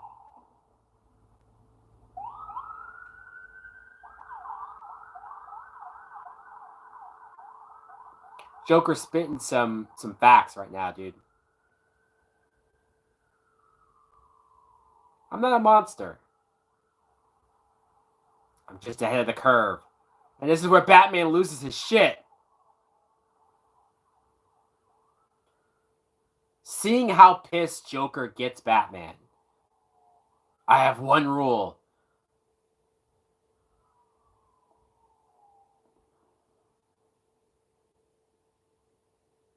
And tonight you're gonna break your one rule. I'm considering it. Them?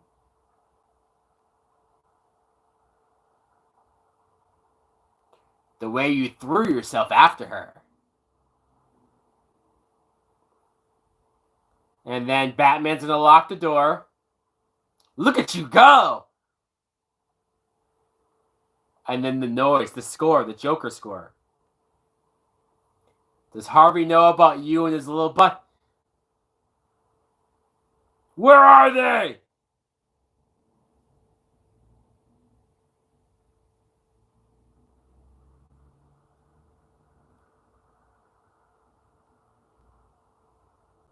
Jesus.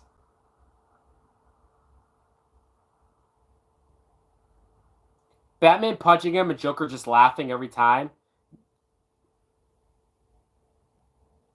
And that's the point. You'll have to choose.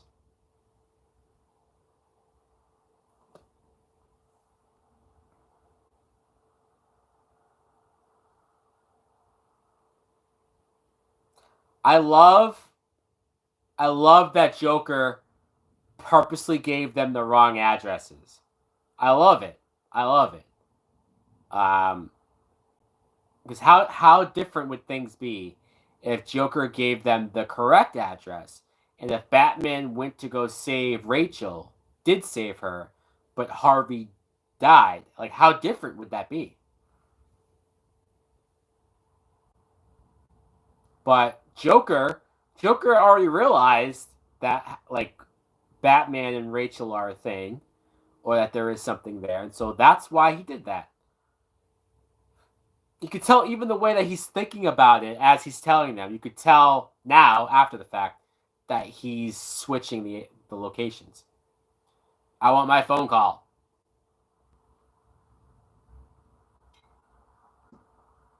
How many of your friends have I killed? 6.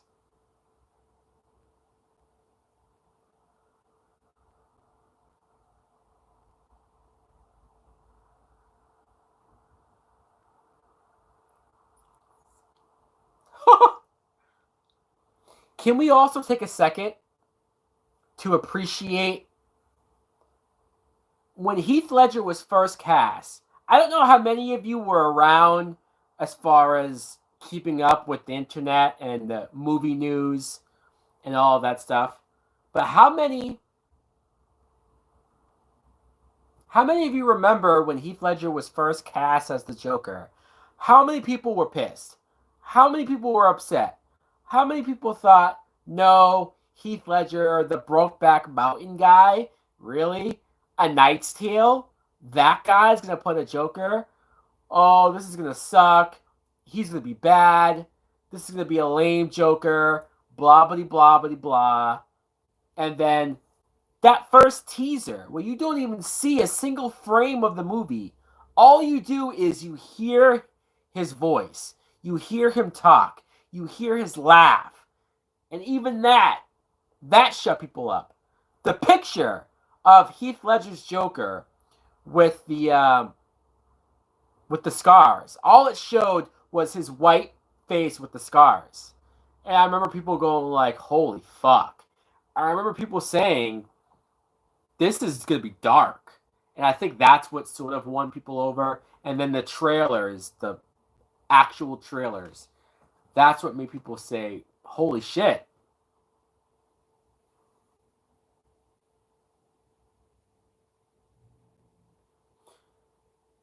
Would you like to know which of them were cowards?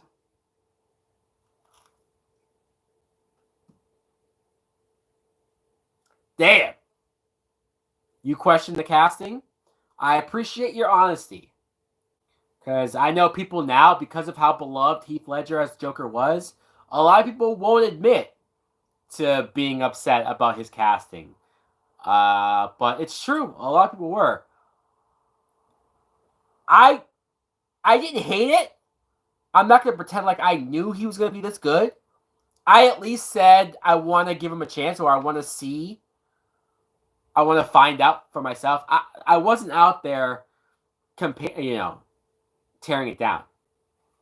I just want my phone call. Great moment. And I do like how Rachel and Harvey are talking to each other in their last moments together. Very sick. Um, because because you know that one of them's gonna die. And I honestly didn't think they would kill Rachel.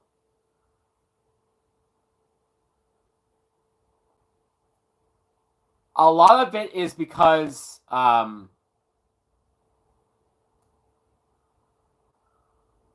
lot of it because of Rachel being the love interest from Batman Begins, a person he grew up with, the person that Bruce wanted to end being Batman for.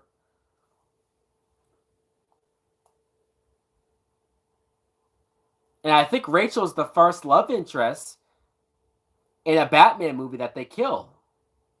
Right? They never killed Vicky, they never killed Catwoman, they didn't kill Chase Meridian.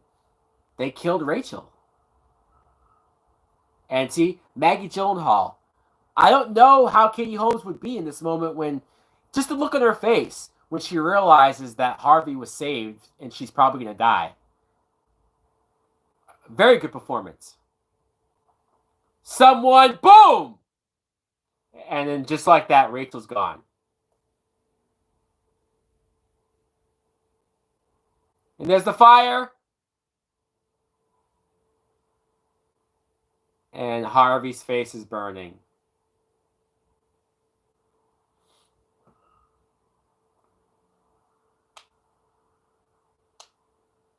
Hello there. Damn. Back at the MCU. It's funny hearing MCU in a Dark Knight movie. And there you hear, that's when we find out that Joker planned to be caught. Um, and I know a lot of movies have done this type of thing since then, where the villain plans to be caught. It was all a trick, and he breaks out again. Like that plot has been stolen so many times now, ever since this movie. But this movie did it the best. This movie was the best version of the villain gets caught and then planned it. You know. Here's Rachel's note.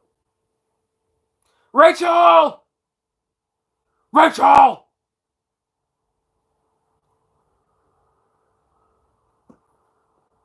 And we find out in Rachel's note that she was basically breaking up with Bruce, basically telling him that like, hey, I'm choosing Harvey over you. Fuck. That's a great point. Robert Downey Jr. and Heath Ledger, both movies in the same year. They were both questioned for their casting. Good point. Bruce sitting there, still in his Batman suit. He's probably been sitting there all night long. Damn, did I bring this on her? I can't imagine the level of emotions Batman's feeling in this moment.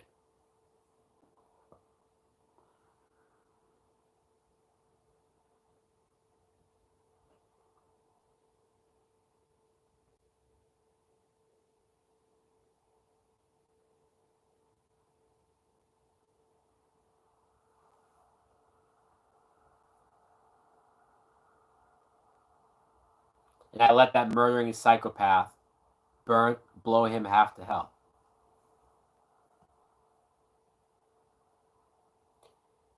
She was gonna wait for me, Alfred.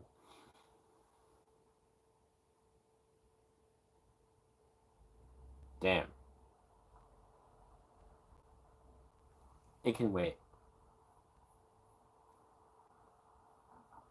Did you find him? Did you catch him? Yes.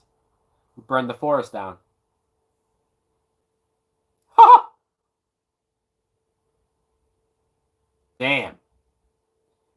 So I don't know what you guys think of the plot point when Alfred takes Rachel's note away from him or away from the meal. He decides to not tell Bruce that Rachel was going to pick Harvey over him.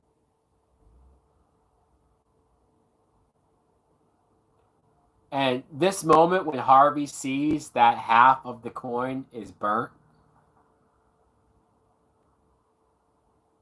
So good. Because we're seeing him flip out and scream, but you can't hear it. That was played very well. That was edited very well.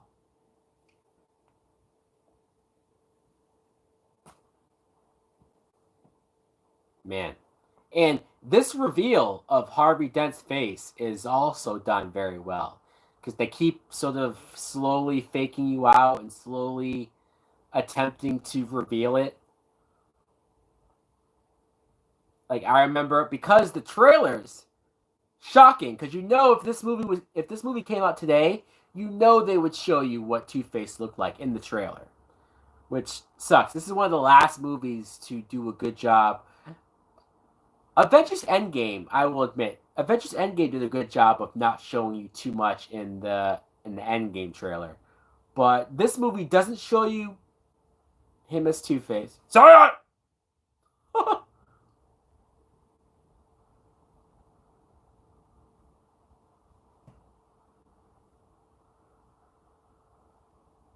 I wonder why they called him Harvey Two-Face.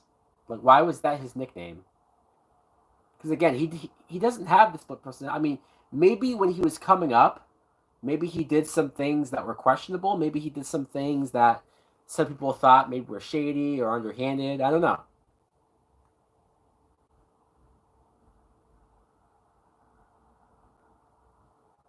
And that's what sucks. And that's what sucks that Gordon didn't believe. Ooh, no, no, you're not. Not yet. Look at that fucking face, man. The CGI on Harvey Dent's face for the like that looks so fucking good, and it still holds up. It still looks good.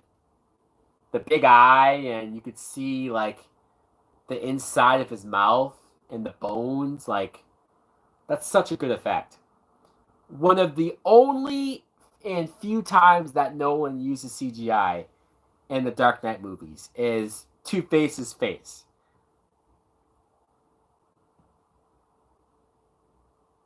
Look at that pile of money. How much would you guys kill to have that pile of money right there?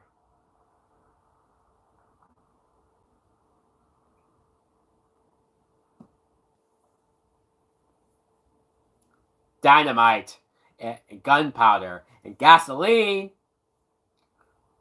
I love Ledger's like delivery of certain words.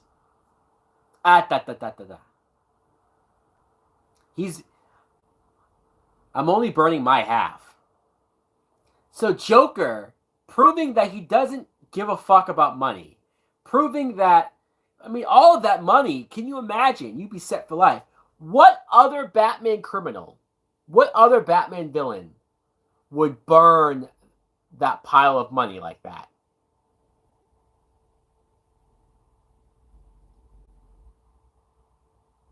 I'm only burning my half.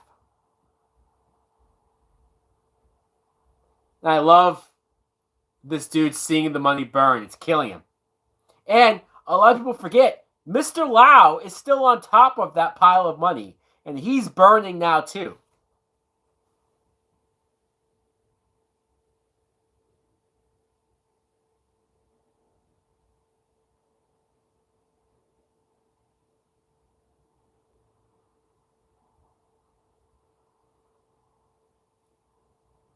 It's not about money. It's about sending a message. Everything burns. Fuck, dude. How much money is that?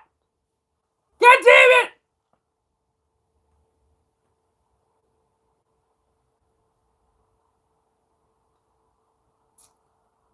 GCN. I love that they did these GCN things.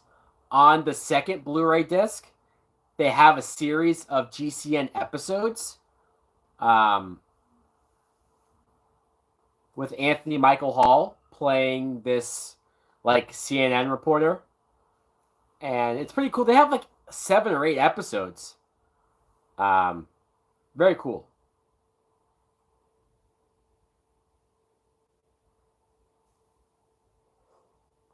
And Joker just threatened to bomb a hospital.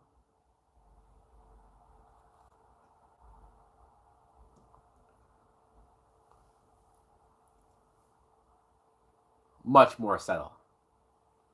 Look at that Lamborghini, baby! Woo!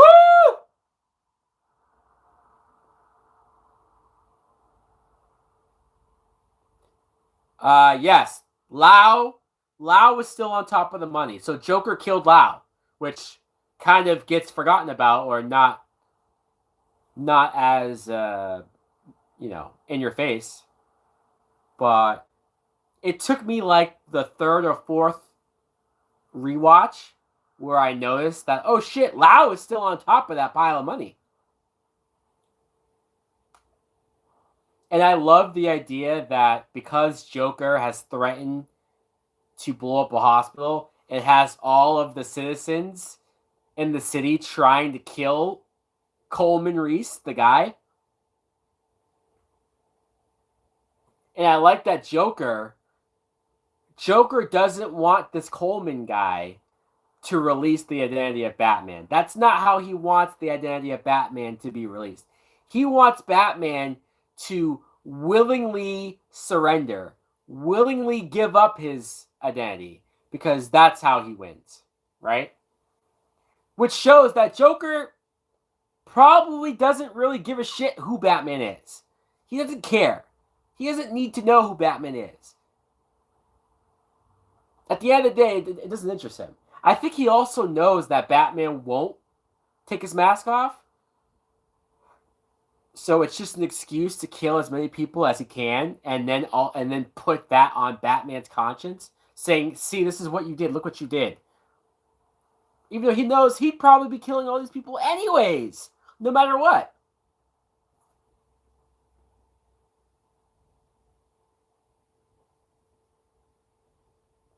Another black cop killed by Joker. I'm starting to notice a pattern here. I'm starting to notice that the Joker doesn't like black people.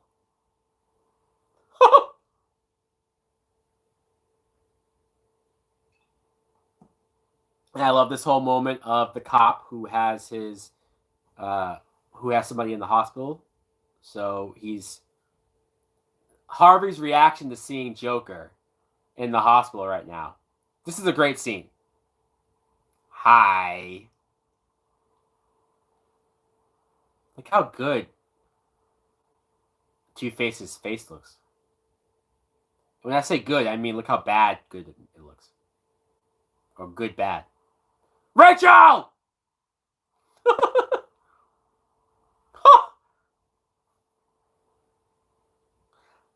Your man, your plan. Do I look like a man with a plan? I'm a dog chasing cars. I wouldn't know what to do if I caught one. I just do things.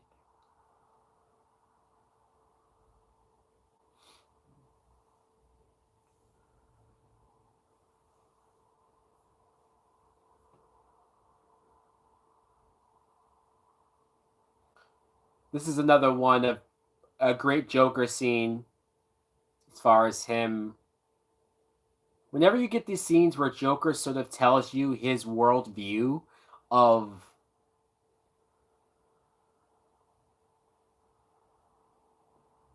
there's a part of you that really listens to him and goes, fuck, he has a point.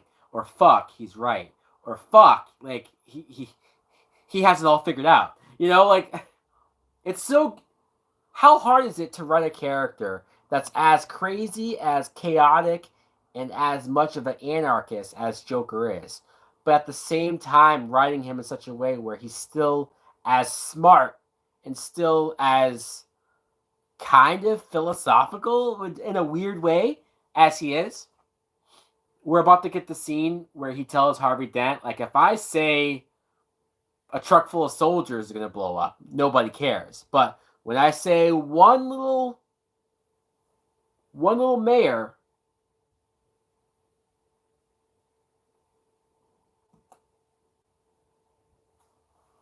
wow. According to plan. By the way, this soundtrack, I haven't talked a lot about it, but a little bit. One of the few movie soundtracks that I bought. Love it. Such a great soundtrack. So many great pieces of... It's all part of the plan. Everybody loses their minds.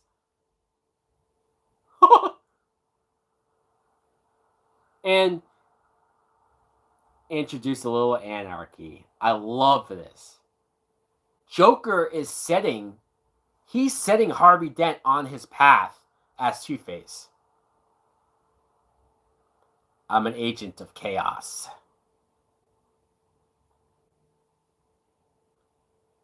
Because Harvey starts off very angry at him.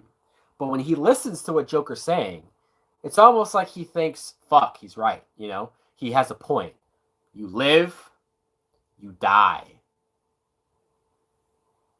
And I like that even Joker's impressed by that. The heads and tails thing.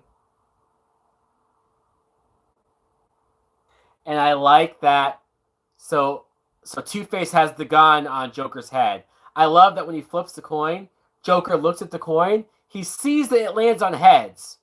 And then Joker immediately looks back at Dent as if to say, like, so are you going to kill me? Are you going to actually go through with your heads thing? Like, I just, the little moments. Bruce Wayne saving Coleman from getting hit. And I like Bruce Wayne playing dumb to Gordon. You don't watch a whole lot of news, do you, Mr. Wayne? I love that Bruce is keeping up that facade of pretending like he doesn't know what the fuck's going on in the world.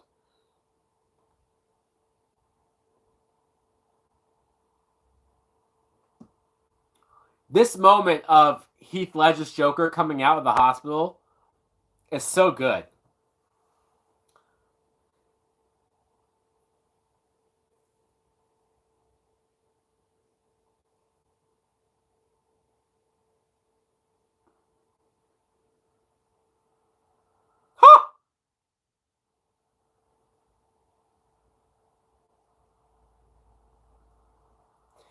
Especially because of that being improvised.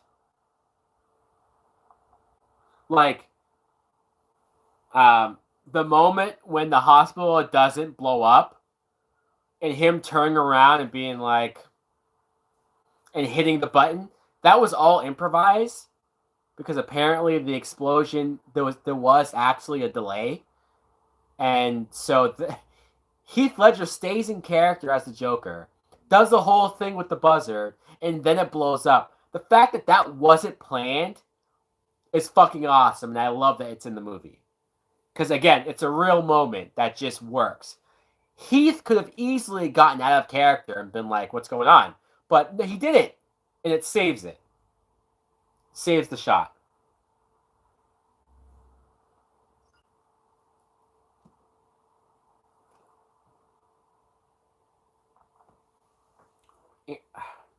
Anthony Michael Hall is kidnapped by Joker right now.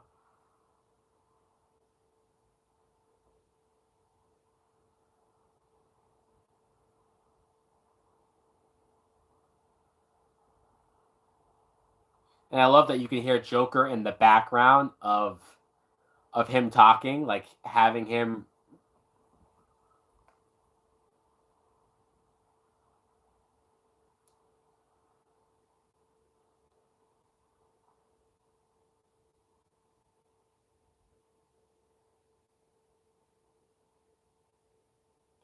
And I love that. I love Joker creating panic in the city, but let the bridge and tunnel people are in for a surprise. It makes you wonder if people did try to go out of the city by bridge and tunnel. Like maybe nothing actually does happen to them, right? Like maybe, but the cops do block it off, and they're checking for explosives and stuff. Very smart, because now you're creating even more chaos. You're creating people to go on the ferry, which is what Joker wants. He's already planning the scenarios. Here's a dirty cop that Harvey Dent immediately goes for.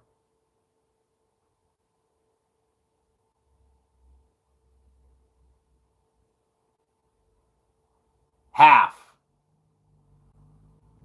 Ugh. Gun. Yes. Heath Ledger's Joker, especially the first time, creeped me out. Now I watch it and I'm more admiring him. I'm more soaking in the performance. But the first time, yeah, definitely creepy.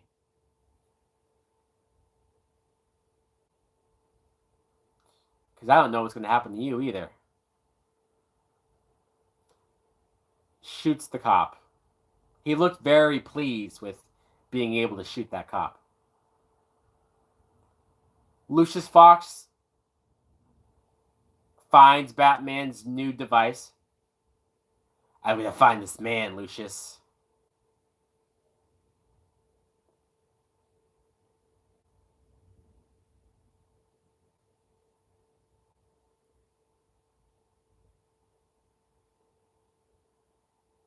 Wow. At what cost? I do like that Lucius does have a line. This is the first time that Lucius Fox says, "I don't know if I can be a part of this. This is too much power for one person."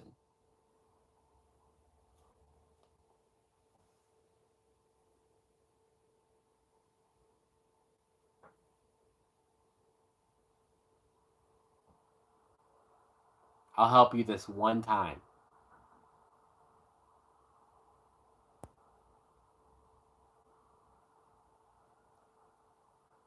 Type in your name. I do like, first of all, okay, so I like the fact that Lucius Fox does have a line. He's not helping, and this is the first time actually that Lucius Fox, we see him talk to Batman like in costume, right? I mean, maybe it's happened before, but it's the first time we're seeing him talk to Batman in costume. But also, uh, I like that Lucius Fox has a line, and I like that Batman,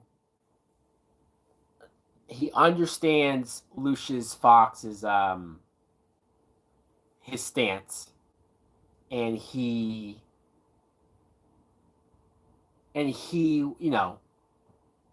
will get rid of this technology once they catch the Joker. The machine's gone. There's Dent talking to Eric Roberts, Sal Maroni. You love her.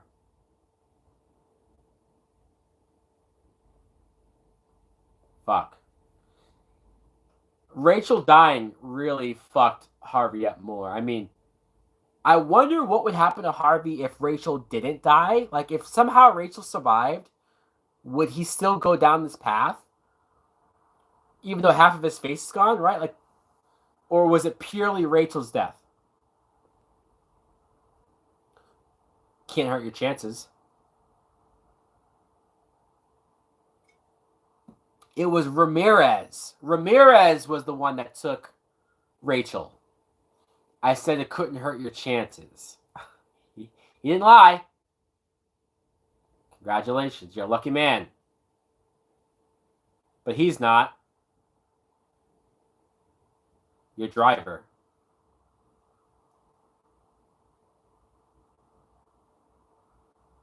And I like the moment of him putting on his seatbelt. And so maybe Harvey cheated a little bit there, right? He killed the driver, and that car crash probably also killed Sal Maroni.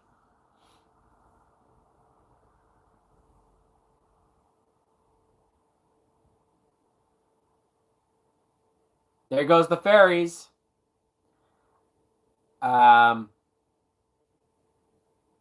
It's funny because you would think that this is a great idea, right? If you're a citizen, let's get the fuck out of the city. So I guess I understand, like, if I was one of the people on there.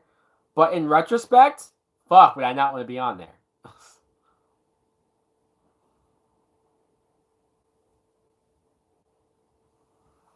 Hey, there's Debo. Tiny Lister. R.I.P. First time I saw this, I couldn't believe that fucking Debo was in this movie.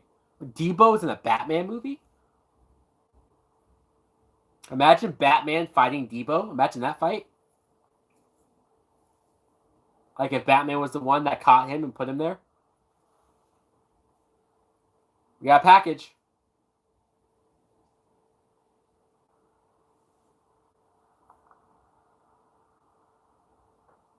So here is the age-old question.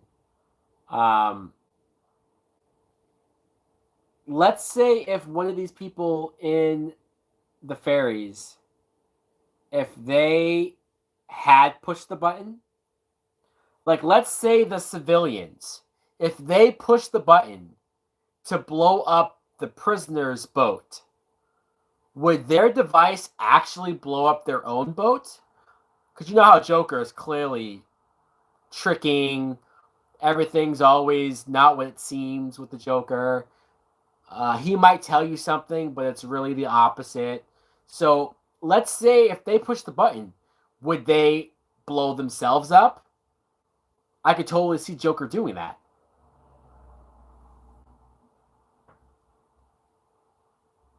He found him.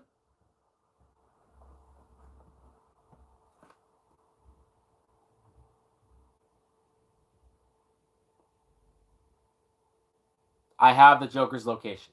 I love that Batman calls Gordon first and tells him, here's Joker's location. Again, you don't need a Robin because Gordon is Batman's partner.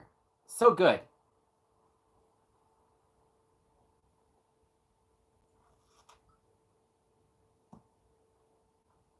You choose.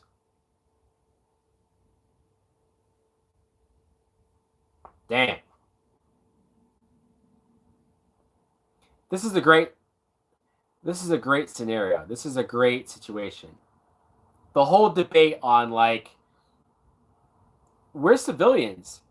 They're prisoners. They've had their chance. Let's save ourselves. I love this.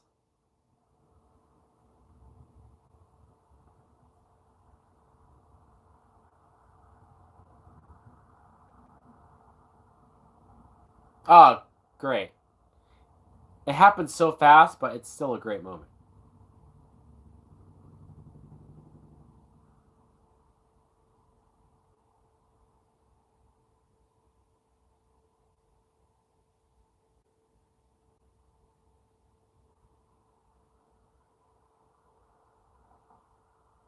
Damn. Did she believe you? Because she trusts you? Just like Rachel did?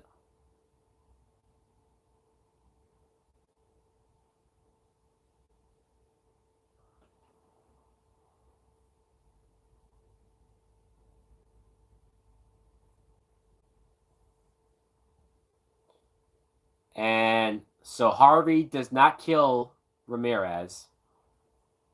I don't know. Would you guys have been okay if that was Montoya? And she was being bought off by the mob? Again, she's clearly remorseful. She clearly feels bad. I mean, I know she's also afraid of dying. But I believe that she's not a dirty, like, corrupted cop. But she's definitely working for them or willing to.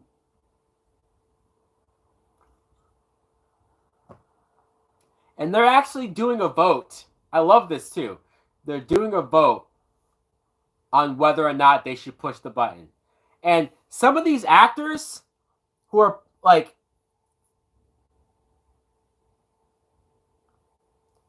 they have short parts, but they do a good job of communicating fast the panic they're going through.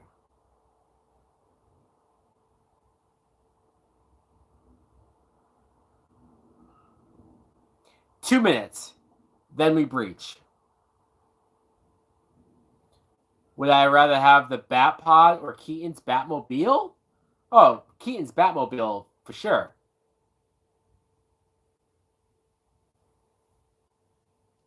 But I mean, I love the Bat Pod, so don't get me wrong.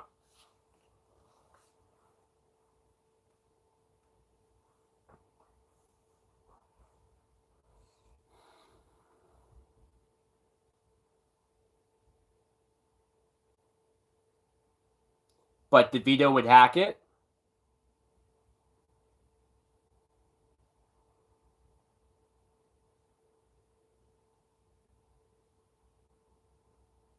Damn, where my family died.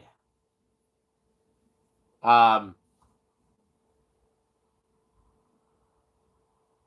Oh, there's so much going on. Like Batman doesn't even know what Harvey's what Harvey's doing right now because he's so busy dealing with the Joker.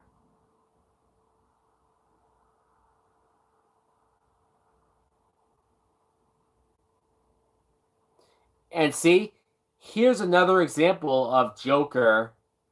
Um, Everything is always the opposite. Everything's not what it seems. Having the clowns actually be the hostages behind the mask, and their mouths are taped, the guns are taped to their hands. So smart. So good.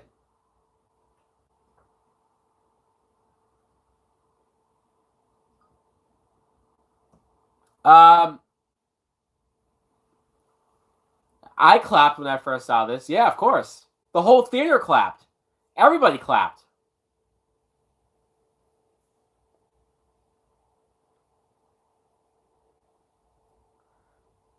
I love the idea of Joker having a bunch of dogs.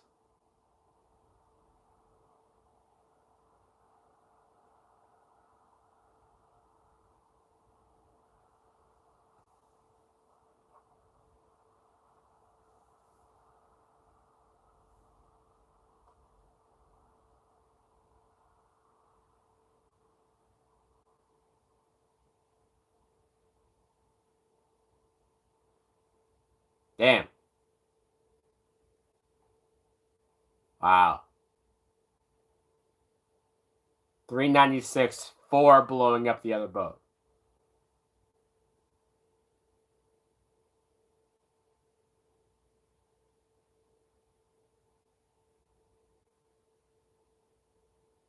Fuck.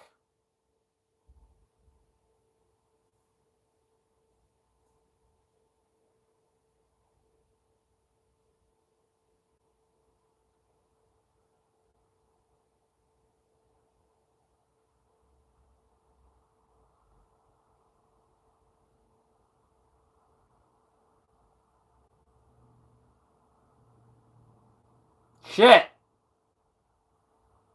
I love that Batman planned the explosives.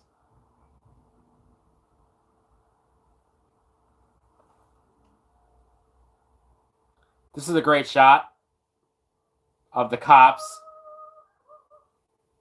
at Batman.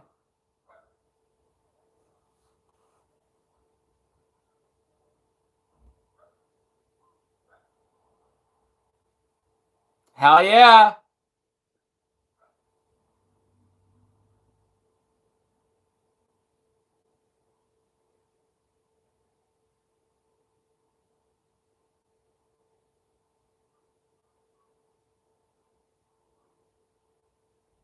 So now the cops figure out that the clowns are the hostages.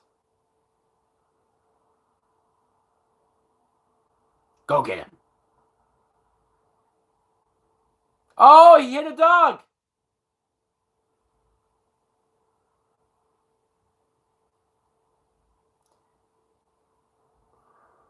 Damn. And Joker getting impatient and swinging wildly. He's also hitting the dogs.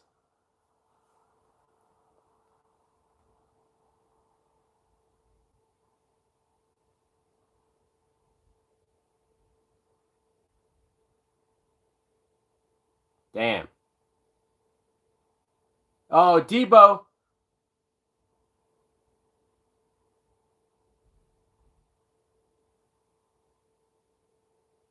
Damn.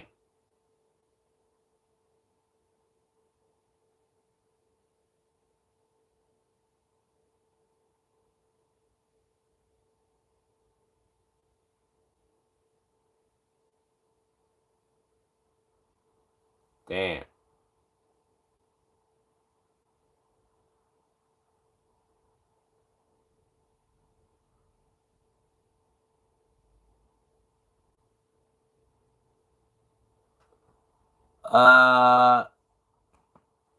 Someone on IMDb gave this a 1 star. Well, clearly that person doesn't know a masterpiece when they see it.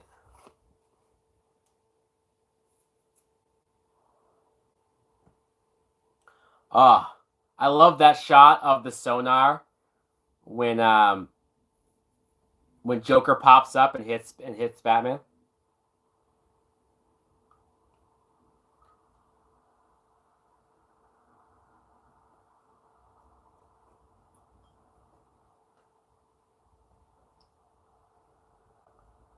I wonder what makes Debo throw the device out the window.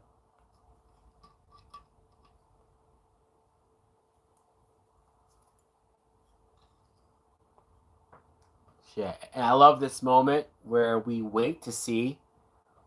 I remember having so much anxiety to see if they blow up the other boat.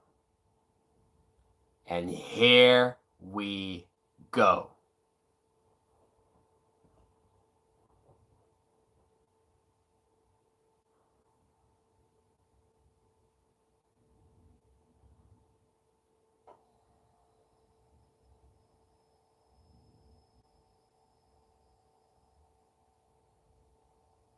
Damn. He doesn't blow up the boat. Again, I'm convinced that their detonator would have blown themselves up. I'm convinced. And the first time Joker is wrong.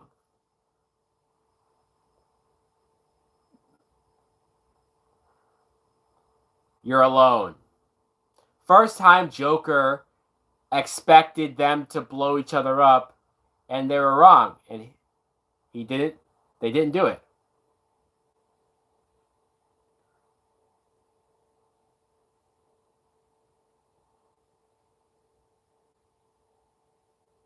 No, but I know how you got these.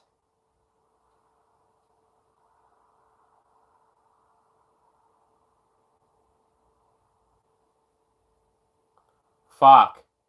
Hearing Joker laugh as he's falling to what he thinks is his death is always, always creeps me out and always fucks with my head.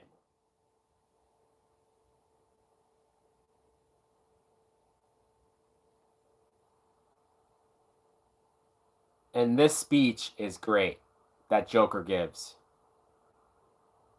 Truly are incorruptible, aren't you? You won't kill me.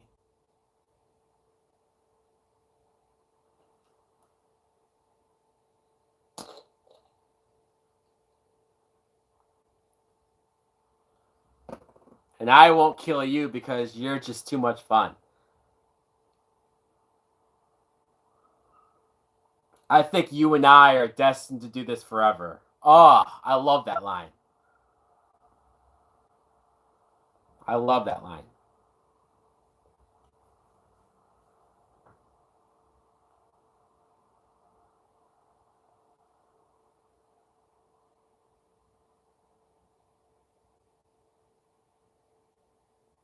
Wow. This is when Batman finds out what Harvey Dent's doing. What Joker created. Joker created Two-Face.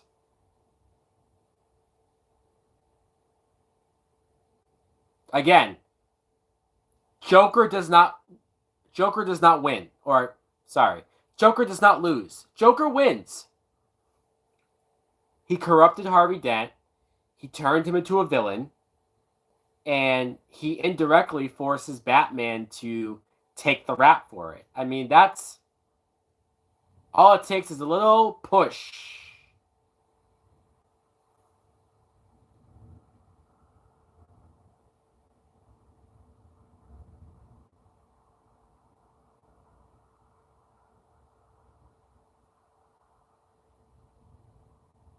Wow.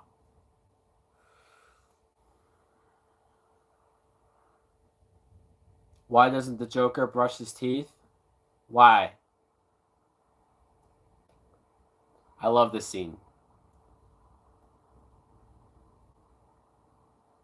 Harvey having Gordon's family kidnapped.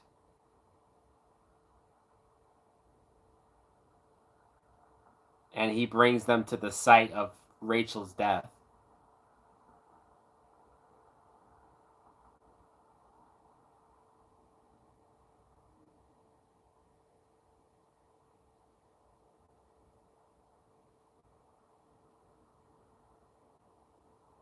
I was trying to fight the mob.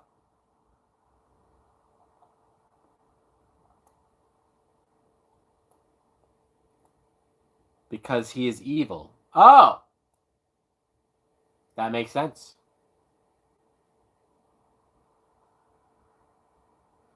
Oh, man. This score, I believe this score is called Watch the World Burn. And it's so good. It's so good.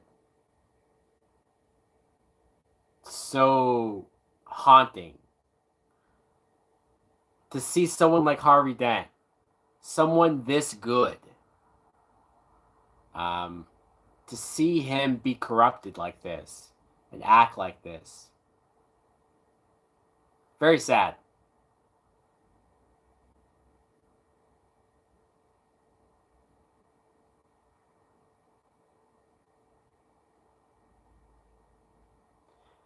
I'll never understand how this movie didn't get nominated for an Oscar. I know it's a superhero movie, quote unquote. I know it's a Batman movie, so I know the Academy has their own thumbs up their asses when it comes to that. But you're telling me that the quality of this movie did not at least deserve a nomination? Give me a fucking break. If you took the same plot and just took Batman out of it, then this movie, this quality of movie, this writing of a movie, this gets nominated. You think if this movie came out today, you think it would get nominated? I hope so. I hope so. This movie's that good. This movie's too fucking good.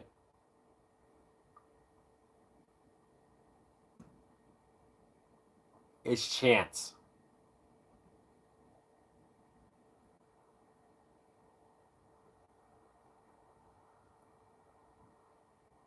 50-50.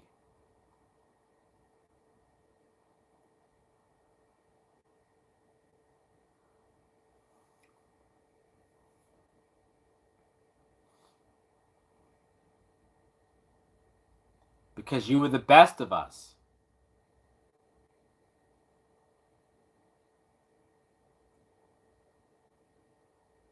He was right.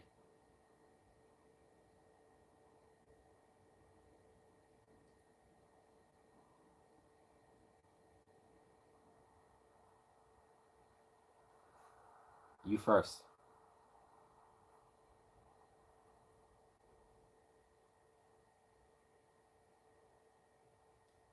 He shot Batman. Oh, here's where the score kicks in right here. My turn. Very interesting that he would do him before Gordon.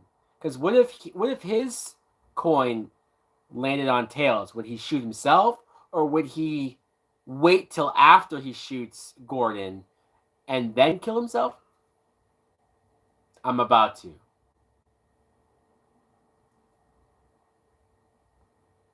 Lie. Like I lied. Fuck! The scene is so tense.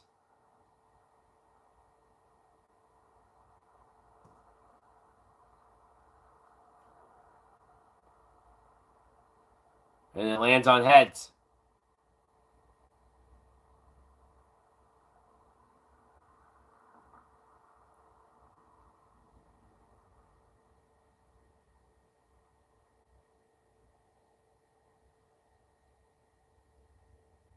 Damn.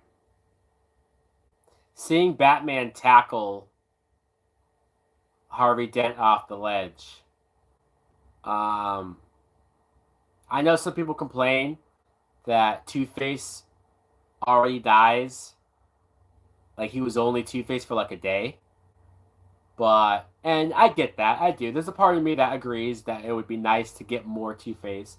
But I think in this more grounded, realistic world, how long would somebody with half their face being burnt off? How long could they function out there without? But even forget that. This tragic end to Harvey Dent, to his story, actually works a lot. So again, I get it. I would like more Two-Face as well. Aaron Eckhart's a great actor. Him portraying the tragic downfall of a good man is always what I remember the most about his character. Um,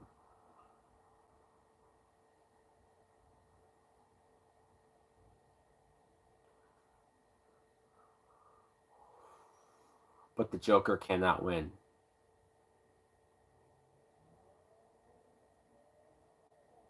I'm sorry. I'm quoting this before they even say it. Don't mind me.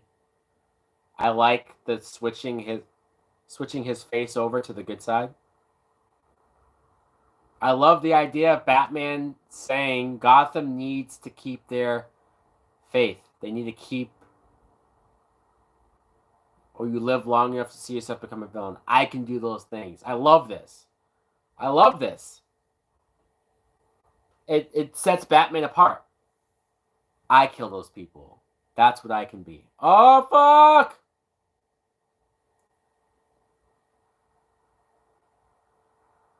Call it in. And the idea of Gordon having to give a eulogy speech to Harvey Dent, the man who just tried to kill his family, crazy. Seeing Gordon have to destroy the bat signal.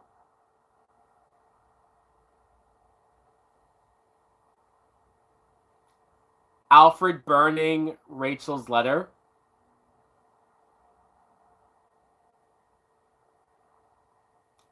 Lucius Fox typing in his name, and the device gets destroyed. I love that moment.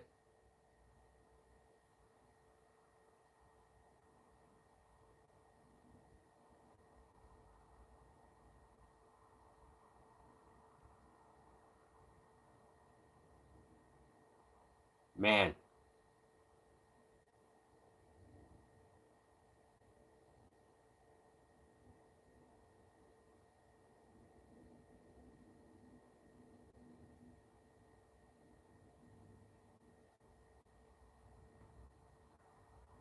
Which do I prefer, Joker 2019 or Inception? Um, Maybe Inception, but it's been a little while since I've seen it. Uh, but both of them are great. This moment of the cops chasing Batman. Where'd the time go? This movie went by so fucking fast.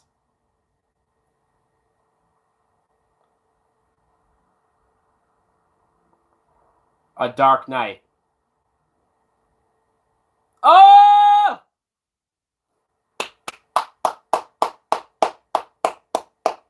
Magnificent! Magnificent!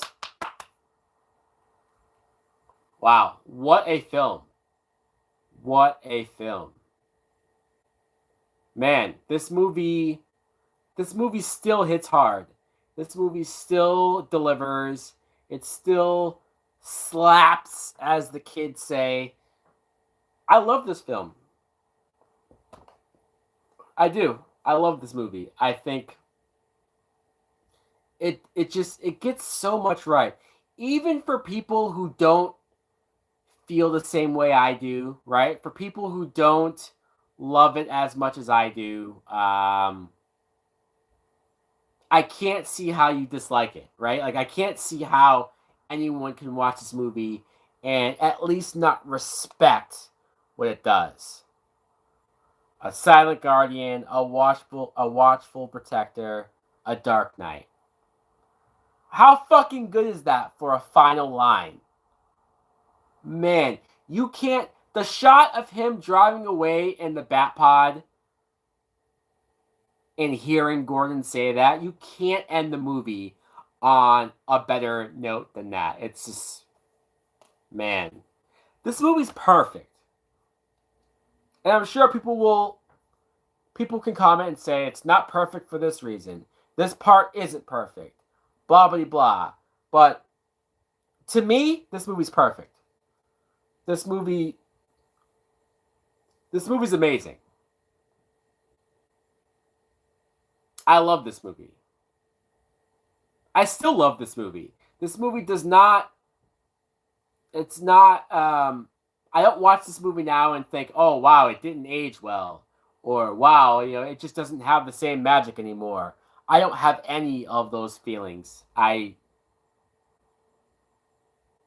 fucking love this movie. I still do. All these years later, it's been 14 years, I believe, since this movie came out. In memory of our friends Heath Ledger. Look at that.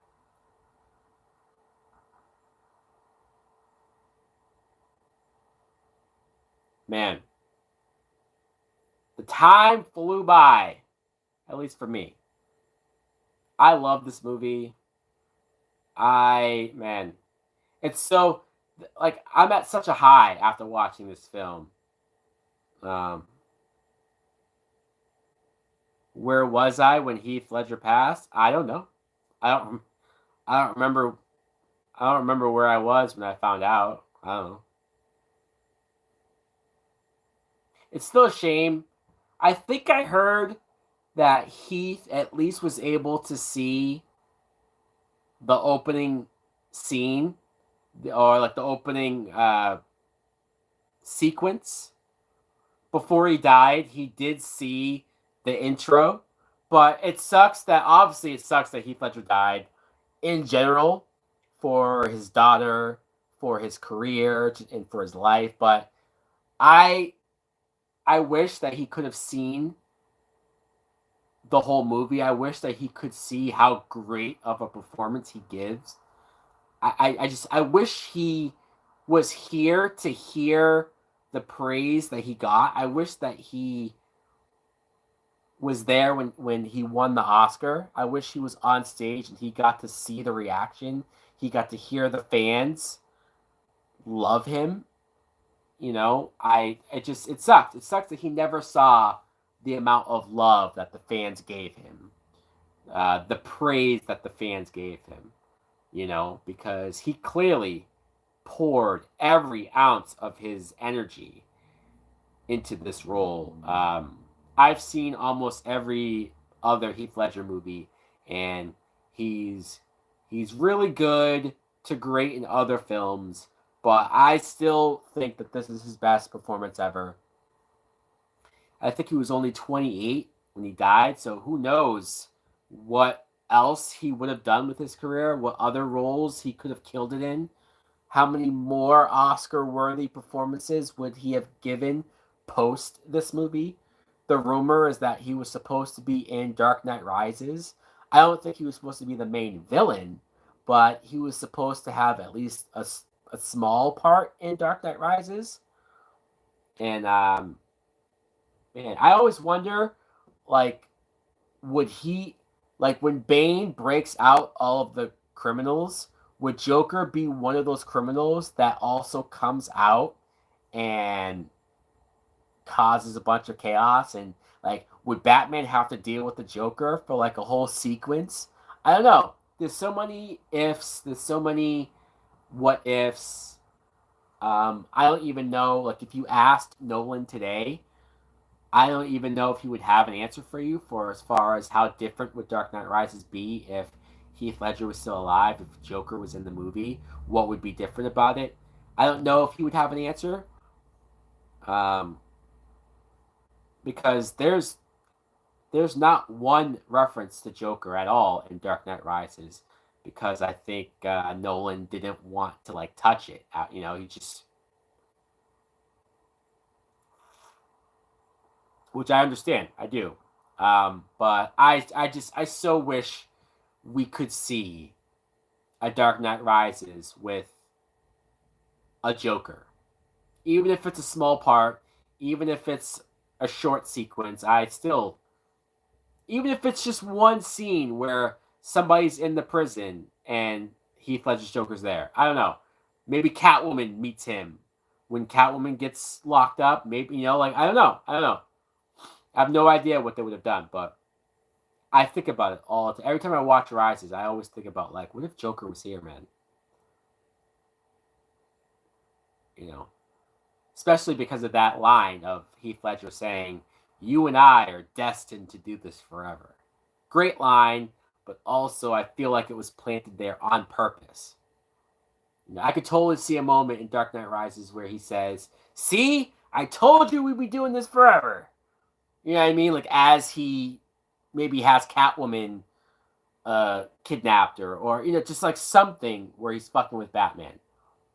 You know, I killed your last girlfriend. You know, like, just something. I don't know. I just always think about it. I always think about it.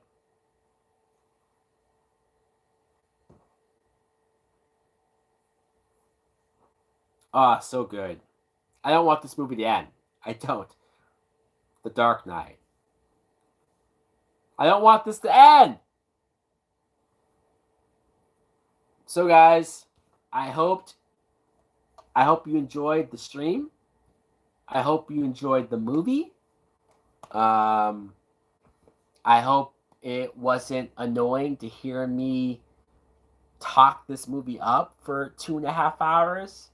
I sure had fun. I sure had a blast.